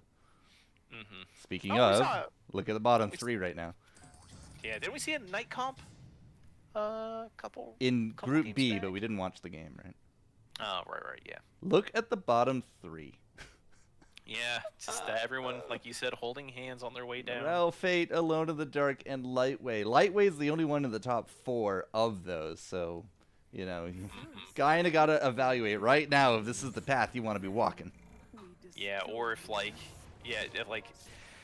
trying to hard commit to this is do you call everyone's bluff? You know, do you say like, okay, everyone else is going mage, and I'm sort of like the sort of strong man out of these three. Will they move? Will I move? Will none of us move as we sort of sink to the bottom, or what's going to happen? This Lich is not going to happen. So Lapata. Lapata? That's who this is. It's Lapata. I don't know. I'm just going to call him Lapachan. Lapachan will continue to reign supreme for now. 5 units. Ooh, Blade Mail? Sorry, not Blade Mail. Desolator. Right, we're not going... Blade Mail and the Bristle would have been my pick if this was Brawnies, but it's not. So, no Brawnies this round. We do have Shame on Assassins. Trying to bounce back from that 7th place last round. Okay. Where is Shame's board? There it is. So, how many Phantoms? 4. Oof. 4 Phantom Assassins. No Bounty Hunters? Just 2 bounties? Oh. Yeah. Oh. What are you getting in your is shop? Yeah, Cell's actually the 4th Phantom Assassin. Is just going to completely abandon it. Going to go for a leveling style of assassin rather than sitting down and waiting for that 3-star Phantom Assassin or 3-star bounty. I'm not really too worried about like a 3-star. I'm just more fact that you don't even have a 2-star bounty. Yeah, that's concerning, certainly. No Kunkka, right? No, I see 2 Kunkas, but no 2-star, yeah. But it's not out. We've decided to go for these brutes, right? Between the Lifestealer or Spirit Breaker. Yeah, and I don't know if that's the play. I don't know how much, I feel like you would get more if you just subbed out that Lifestealer for a Kunkka. Just so you could have that 1 level of Swordsman, so you could get your Ember Spirit and your Phantom Assassin really dealing. Happy, friendly, all-out attack. Yoink, friendly, all-out attack with the... No Essex. I think this is the first time in UPL that I've been casting where I've seen no one pick up an Essex. Well, nobody's... Well, okay, in theory, nobody's going hewing, so maybe Nikita just didn't even hit the hewing. No Hunters either. Yeah, there's no Hunters. There's no Knights. There's no Brawny. Yeah. In fact, we have maybe 3 unique builds in here. That's a good point. Out of 8 people. You look at Lapata, right? Yeah, no, actually, yeah, that would be the 3rd build, huh?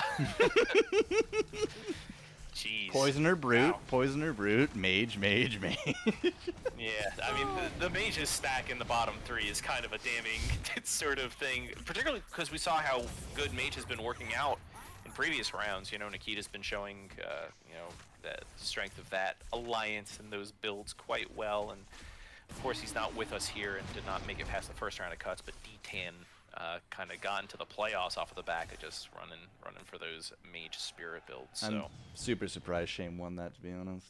Really surprised. Nirvana just streak completed. oh Yeah, 8-2. yeah, early healer, early brute, early poisoner. Has a Rubik? Hello? Has a Viper? The hell? What? For Nirvana? On the bench. What are these drops? 5% chance. Gets double purple. What is that? Nirvana's just making him dance along the board. That's mad. Sold the Rubik? Doesn't want it. I was trying to go for a nursery rhyme there, Zex, but unfortunately I needed like a 1-syllable pickup and we just didn't get it. I'm just watching 94 versus 74 here is Ralph 8. Now Ralph 8 and Nirvana, right? They butt heads quite a bit. But it does look like the barricades will hold? Question mark? Yeah, for now. I don't know. That Spectre just casted. Yep. Cannon to the Wow, face? lifesteal. There's not a cannon to the face. Not a cannon to the face? Okay, cannon to the face. There it is. Won't matter though. I always love to see that when I'm playing. Needed it way too early. Or needed it way earlier than that. I'm playing Hopkins. Just Still. like, no thank you. If you lose every round at -2, you live for 50 rounds. Yeah. So, not the worst. Where was all that lifesteal coming from? Out of Yoink? Out of Spectre. Yoink. Oh, that was the Yoink heal. I was like, what? It's just like no Morbid Mask, no Mask of Madness. Yeah, Yoink makes sense. Dr. Eno's Healing Balm. That's a level 7 Soothing Lappa. Balm. Level 7 at round 12? Feels a little high. Is Lappa actually just turning this into a Brute Poisoner build? Yes. Just looking. Okay. I don't know. It has some Heartless, some Summons, some Shaman. And I do like Savage in this mix when we talk about our Brute Poisoner variants, because like these are naturally going to last a long time because of the attack damage reduction. Not to say that Brutes can't put out like, you know, the damage required to take a round to its conclusion, but having that Savage damage is constantly compounding on like your Spirit Breaker, on your who else we got?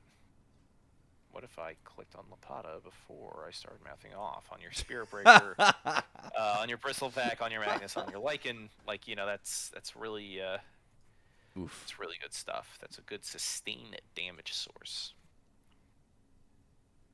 Really sad that the early round of levels, or sorry, of items, they don't like pop up on the side like the later ones do. Yeah, I don't understand why that is. There you go. Why that is the case. Lots of level 7s coming into it. We've mixed up things a little bit. Some of the mages have spirits. One of them doesn't. The top 3 builds are more or less all the same.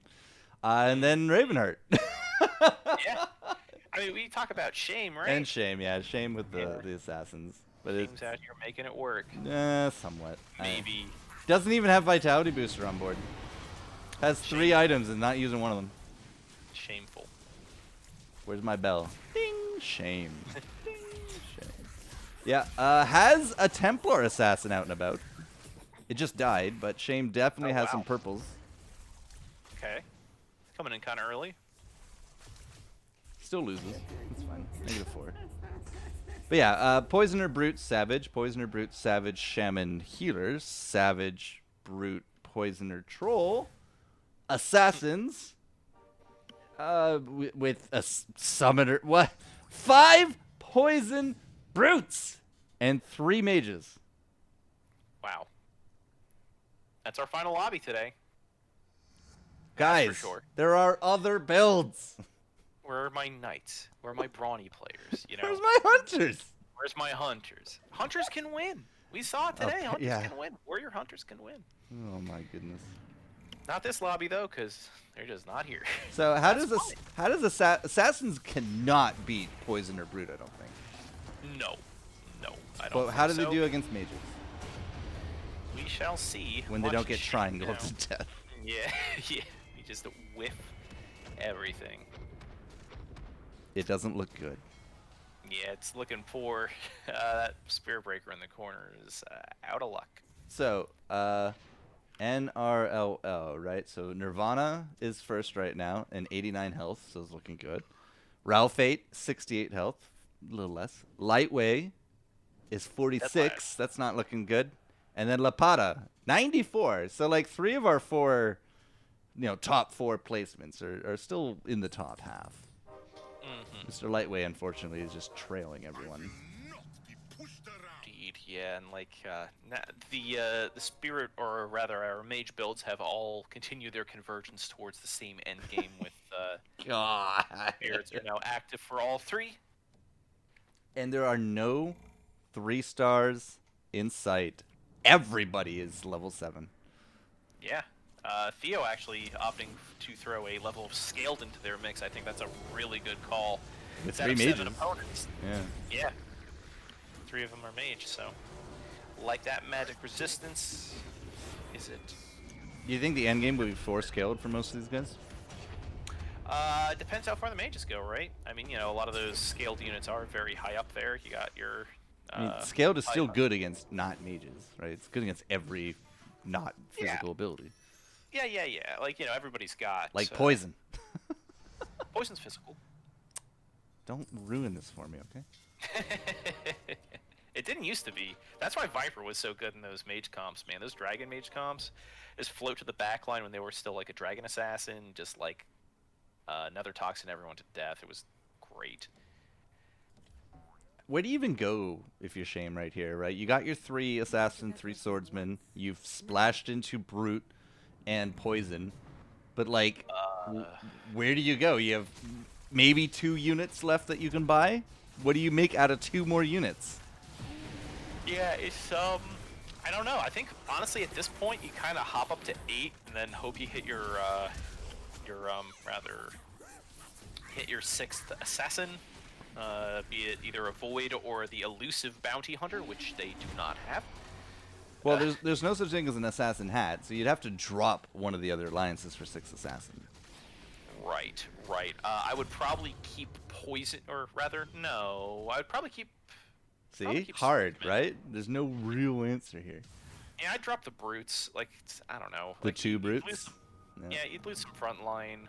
Well, if you lose the brute, you lose the poison because it's an alchemist. That's true too. But honestly, I think it's lose the viper? Nope, that's an that's a poisoner. Yeah. Necronomicon. Nope. Yeah, that's Mask of a Madness. snap pick from. Oh, and we lost Heckle. Yeah, it was a Mask of Madness pick up there. Whew, this is tough, man. I do not know where Shame goes from here. It's just like he's got a Terrorblade. He's got Spectre, Ember, Slark row. That's pretty damn good. But he's not using the Spectre. Is he going for the Phantom? It's a little late, I think, for Phantom. Cells. Yeah, I don't know about these life stealers either. Like, I don't think 4 brutes gonna bring you over the threshold. You gotta really focus in on a build. You gotta go deep here. He sold the Spectre. Not going 2-star Spectre. Going 2-star Terrorblade. That's a huge mistake. I think 2-star Terrorblade? Hard to tell. I mean, Yeah, like, I don't... pick one or the other, right? That's really it. Right, yeah. Like, otherwise you have, like, demons just shut each other up. But I don't know about this Terrorblade idea. Like, I would have just kept the Spectre, sold them. And again, I probably would have sold all the brutes too. Just, like, focused in on Assassin because, I don't know, Shame's kind of on the fast track to the bottom here. Yeah, so is Lightway. Mr. Lightway is part of our top 4 contenders, and right now it's looking like he's going to be the first one out. That's a 2-star Ember for him. That's fine. It's a good pickup. I don't know what they were offered, but Mr. Lightway's itemization is also looking particularly poor. Like, where 3 defensive items? Yeah. Yeah. Like, I don't know. I don't like it. That's going to be 1 buff Storm Spirit, though, between having Vanguard and the VIP booster buff. Sadly, it's a 1-star Storm Spirit, and I think it's not the right call. 3 contested mages, yo. Like, somebody's got to get the ugly stick here. Yeah, that's true. 2 Delta Slams at the same time. Ravenheart just got a 2-star Omni, so okay. Not a knight player, but there it is. Why not? Hey, healing's good. Oh, Lightweight took that one pretty quick. That was good. Negative 11 gives it back. Ravenheart loses 15 as Nirvana at 89 health will be on a 2nd streak. 5 and 8. That makes 5 and 8 is 13. Excuse me. 11, did you say? 5 and 8 is 13. 13, yes. So he must have lost. He must have lost immediately after the streak complete because he's 15 and 3. But like a 2nd streak complete could be insane for Nirvana.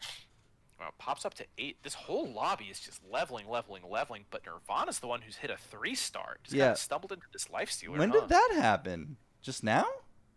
Yeah, his bench is completely empty. Must have just happened just now. Yeah. The funny thing is, it gets a Silver Edge. Yeah, like what luck, what joy. Well, Silver Edge versus Assassins. Let's see it go. Right now, that lifesteal is just uncontested. Nobody's hitting it at all. Yeah, just sitting at full health, absolutely mint condition stuff here. Oh, that's gonna hurt. This Enno's gonna drop and have a really bad Shame day. takes 10, 11. Oof. 11. Now Lapa up at 81, right? Another of the top contenders. Lapa actually loses to Lightway. It's resolving now, but yeah, it looks like these spirits are finally starting to get online. That's 2 in a row for Lightway. Shame falls to the 8th slot. Oh no!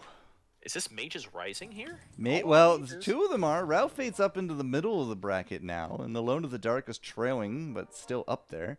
We have Scaled Splash for Raven, but nobody else. Yeah. Also, the Assassins are not holding up their end of the bargain.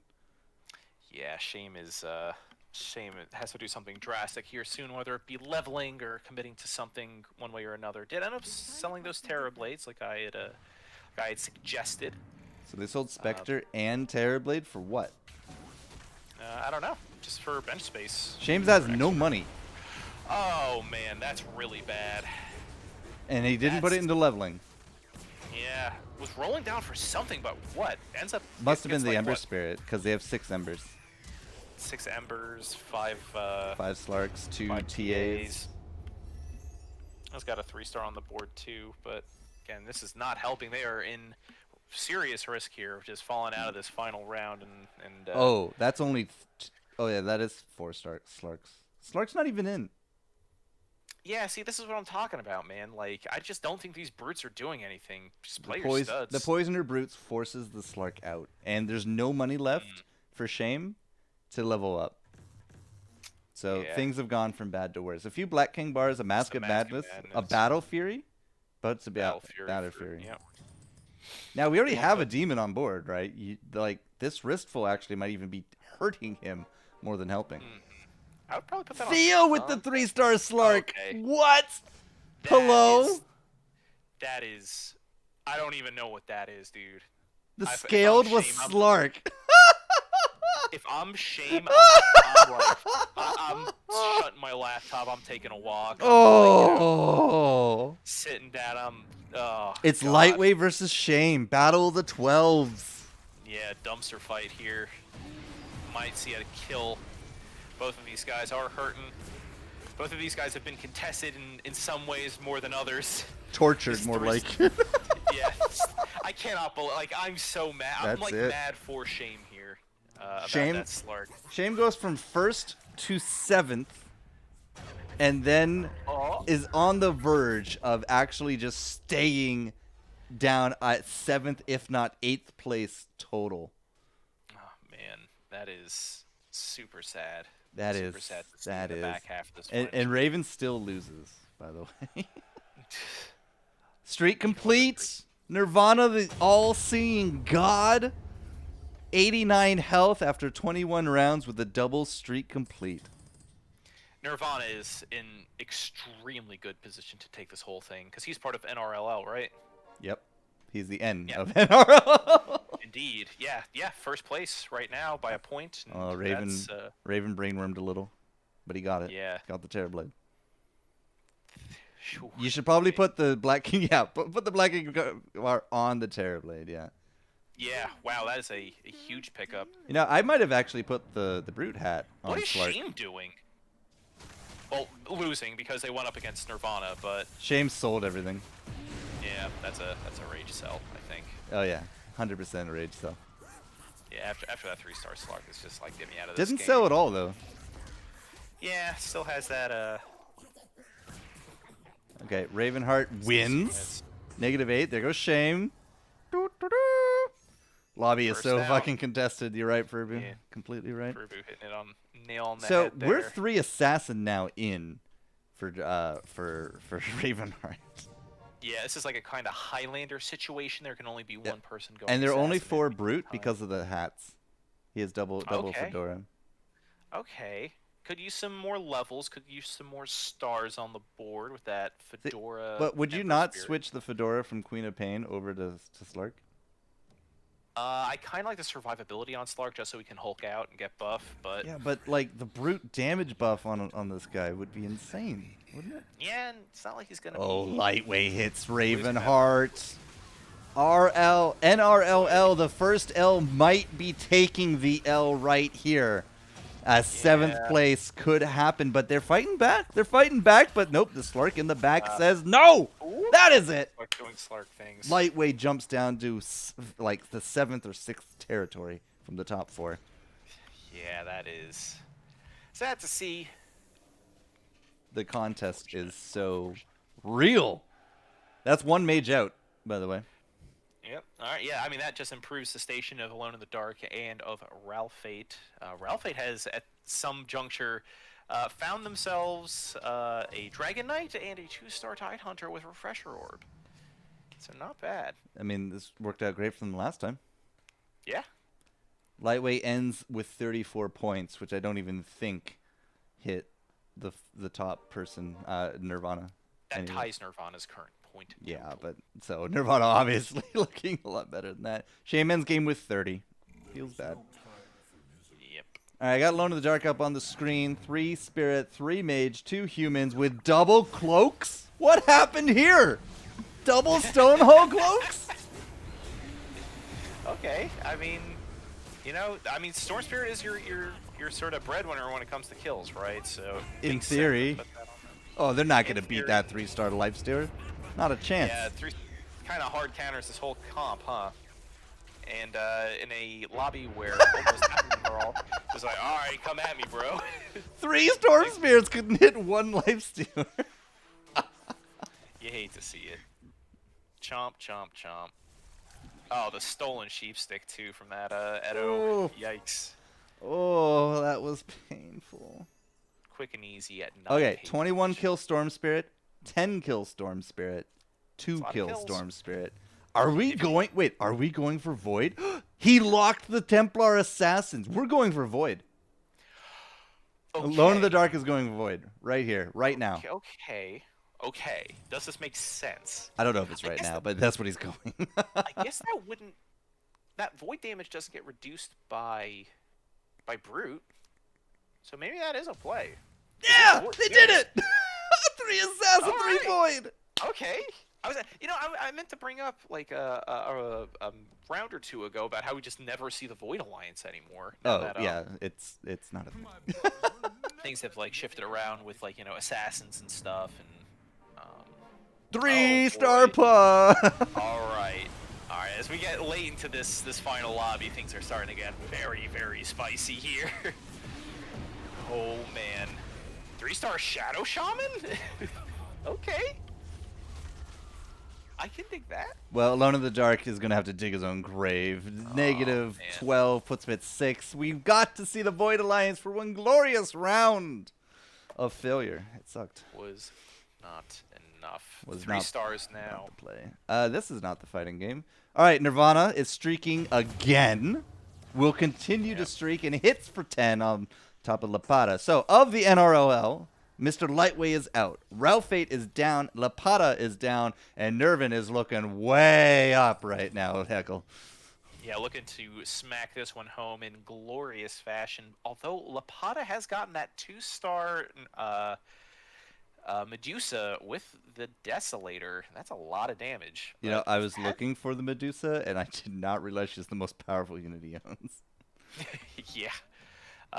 Kind of like a strange comp here, crutching more on Summoner than Brute.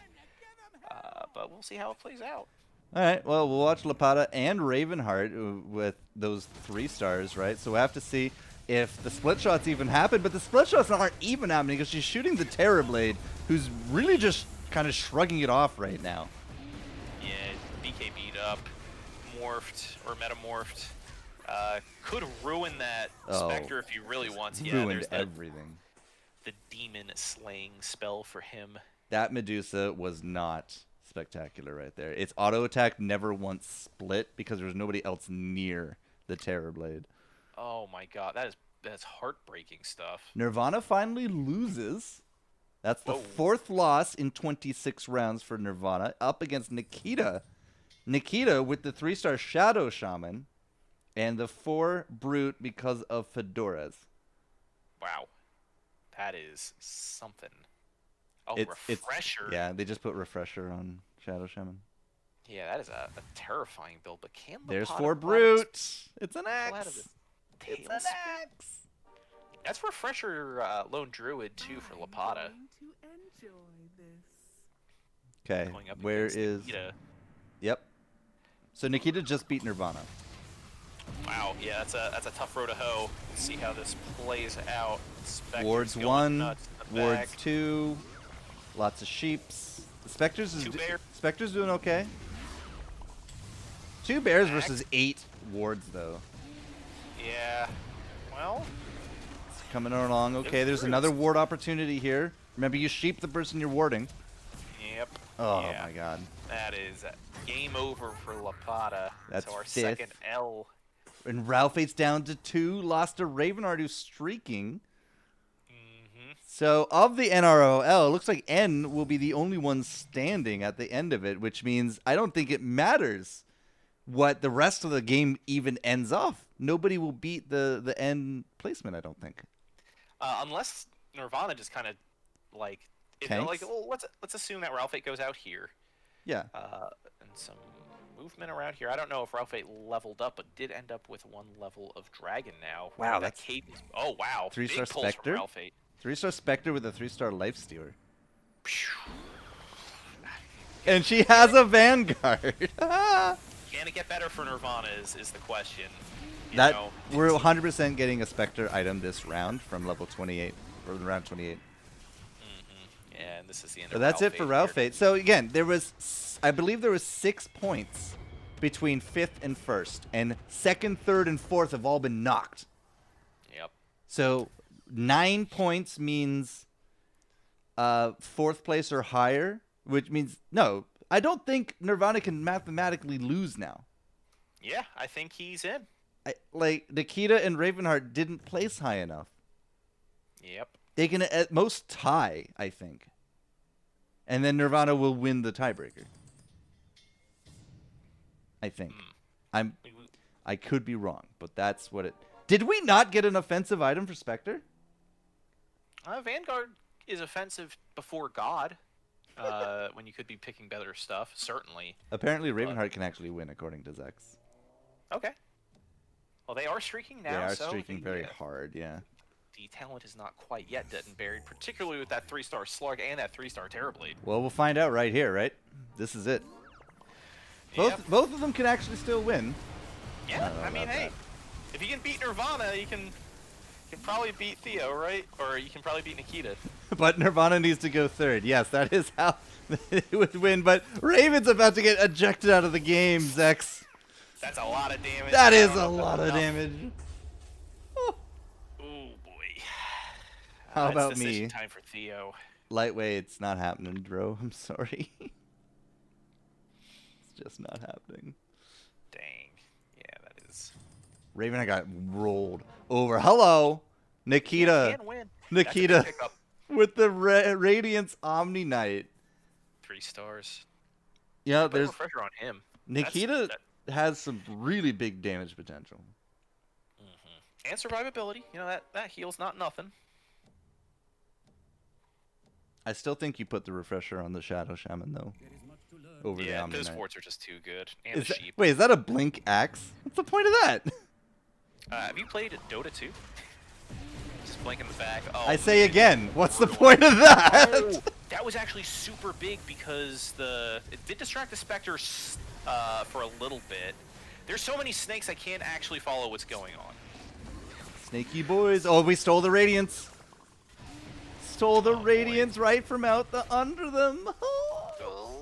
It's close. Oh, Theo goes down, and it looks like Nikita is going to bite it here too for 14 health, and man, it is Nirvana's up a level too. Tough. Like we don't have any money from Nikita, and they're not close to leveling. Yeah, they're just. Ooh, that's another. Oh, there we are, 8 and 8 on bench. Oh my. With a possible 2-star axe coming into it. Yeah, that's actually huge. Ugh, no. Can they hold out for that long? Yeah, that's the thing. I don't think this is huge. I think this is terrible. We are benching an alchemist from Nirvana. Jeez, this is just Nirvana tightening the noose further and further. Is there recourse here for Nikita? So the axe is at best a Spectre distraction. That's it. We get a Doom on the Spirit Breaker. There are so many wards out, but Spectre's about to recast. Spectre just recasted here. Takes down Snaky Boy. Takes down the Alchemist. Well, still. Are we going to see another heal? This is Nope, stole the Radiance. It's down. Radiance Boy is down. Can the Lifestealer solo this comp here? Yes, he can. Yes, he can. Yes, it's not going to be a death blow, but it's not going to be great either. -6. Okay, so back to Nikita's bench. We've locked the axe. This is possible 2-star axe, possible Lycan, possible Alchemist. Yeah, let's see it. Found a Oh, Lycan! And they're out of money. And they're out of money. Wow, That's it. incredible. So I don't think that Kaya's doing anything on that Alchemist, by the way. I But don't know I who don't else think you this put it on. Blink Dagger's doing anything either. Yeah, that's true too. Like I if mean, you're gonna hey, if you're gonna Blink Dagger the Spirit Breaker so he runs back towards you. that's a big play. Actually, I do like that better. And if you put the Heaven's Halberd on the axe, then he gets all that effective HP. You can help him live longer for sure. But Let's see. Ward's number Shall 1. see. There's no refresher on this oh Ward god, man anymore. I forgot about the wolves. There's so many wolves. There's 5? That's Refresher Lycan. It is Oh my Refresher god, Lycan. the Wolf Swarm. Yeah. Oh my god, the Wolf Swarm. Yeah, it does it matter? Oh, it totally matters. Oh my god, it matters so much. Ruin Nirvana. It matters so much. Made him alive. All right, can we find 3-star Alchemist? Harder to ask. Let's do it. Oh, he took Shiva's. Damn. I really like Sheep. Cadence. Took a Cadence. Who are you putting Cadence on? Put it on the Life Stealer, huh? Puts it on the 1-star Dragon Knight. I like that. I'd actually put that on the... Rolling. Boom. Might put that on the Viper. Sell that axe, buddy. Sell Sell the axe. it. You have to sell the axe. You have to sell the axe, please. Did I not say boom and magically an alchemist showed up? There it is. Ha! Oh. Okay. Okay. That's So can Nikita win in a 1v1 leveled here? up. But can Nikita win the tournament? That is tough because there are 5 points that separate them going into this round, and I believe it's 3 points that separate first from Zex second. says no. Oh my Yeah, god, there are so many summons everywhere. You gotta like the wolf pack is crazy. Like, look at this. Oh my god, that is disgusting. That's 12,000 damage. Like all auto attacks, but like that has to include the wolves. Right? Nirvana's like, what the fuck? I even leveled up. Yeah, it's like I just don't think they have the tools to deal with the wolf pack. We need a split shot Cadence Medusa, which we now have actually. Never mind. Yeah, Medusa there it is. Cadence in the middle of everyone. We're repositioning, looking for this to happen. We didn't find the axe, but there's a troll warlord out there. We need the axe for the brutes. That's why Is Nikita saving? Nikita's saving money. They're about to go on a streak against the number 1. Yeah. All right, Wolfman. Radiant there from that Omni Knight. Wolfman Oh gets my 4, God. gets 8. It's 8 wolves out there. Can't even go attack anything himself. Has to go all the way blocked out. around. Look at all these. Like, this is Split outrageous. shots. Split shots. Split shots down. Yeah, this is how you get around that 3-star Life Stealer, because the Life Stealer can't hit all the wolves at once. This is such a reversal from Nikita. I'm losing my mind. You actually even want him to be attacking the wolves because they only have 1,200 health. Yeah, He heals on their max health, not his max health, right? this is wild, dude. Or did I make... I Is that wrong? I can't believe this reversal. Yeah, he heals 7.5% of his target's max health. If he's attacking a wolf at 1,200 health, it's not much. And they're all just like poking at him. They got the summoner buff. The wards are Nikita out. is saving more money. Next round, we'll what? be able to go up. Next round, they can go up if they win. Yeah, but put what on the board? Something. I don't know. 1 unit of something. 20 units, yeah. Try to get a We doomed it! They doomed the wolf! They doomed the wolf! The wolf is doomed! I can't. I don't. Oh, but it doesn't matter? Question mark? Oh my god, does it really not matter? 3-star Alchemist says it doesn't even matter. 3-star Omni Knight says it doesn't even matter! Is unreal. If I'm Nirvana, I'm pretty happy because I've won the tournament, but that round Nikita is just... has not won the tournament. Yeah, There honestly, are if I'm not enough Nirvana, points to make it a win. That is the true... No! That is the true despair here, that even after such an incredible comeback, the points do say that Nirvana will be taking this home as soon as the scoreboard updates. But man, what a run from Nikita in that last round! Oh my goodness.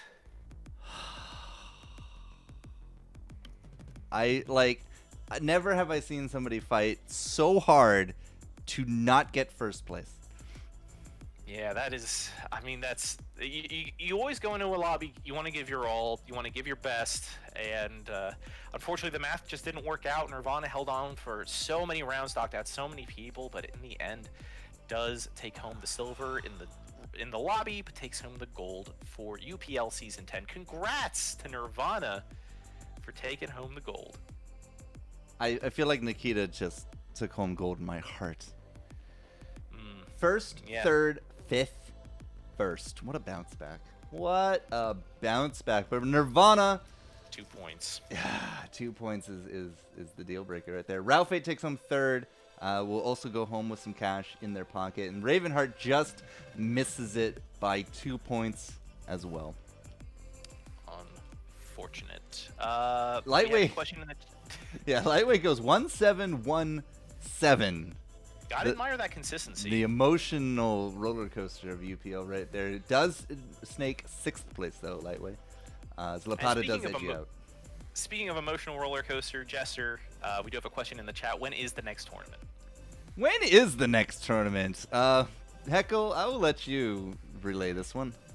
Yeah, so we were talking with the admins beforehand, and right now we are going to be switching from a league format to a more single-day tournament format. Our next tournament will be on November 7th. We'll be announcing signups for that later, but for the foreseeable future, we will not have leagues for solo Underlords anymore. We will still be running duos tournaments, single-day tournaments, and solo single-day tournaments, but Season 10 is, for now, for the time being, our final season of UPL. It was a great set of matches to go out on, I gotta say. Absolutely. If I had to pick a lobby to go out on, man, that was absolutely wonderful. That Lycan, I gotta reevaluate Lycan, but yeah. Pressure Lycan, the new tech. That's the new tech.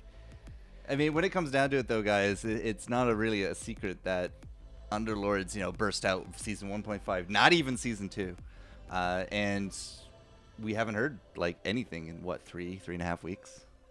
Yeah, the last patch was about 3 weeks ago, and it wasn't, again, much of a patch at all. It was more like a bug fix thing. Again, some minor buffs for Hupkin and Jewel, but yeah, unsure, kind of unclear what the roadmap is going forward for Underlords as a game. So, I mean, listen, I love coming out here each week. I love hosting with you, Jester. It's been the opportunity of a lifetime just to hang out, to talk, to cast with you, to cast with Snowplows. Yeah, it's been great.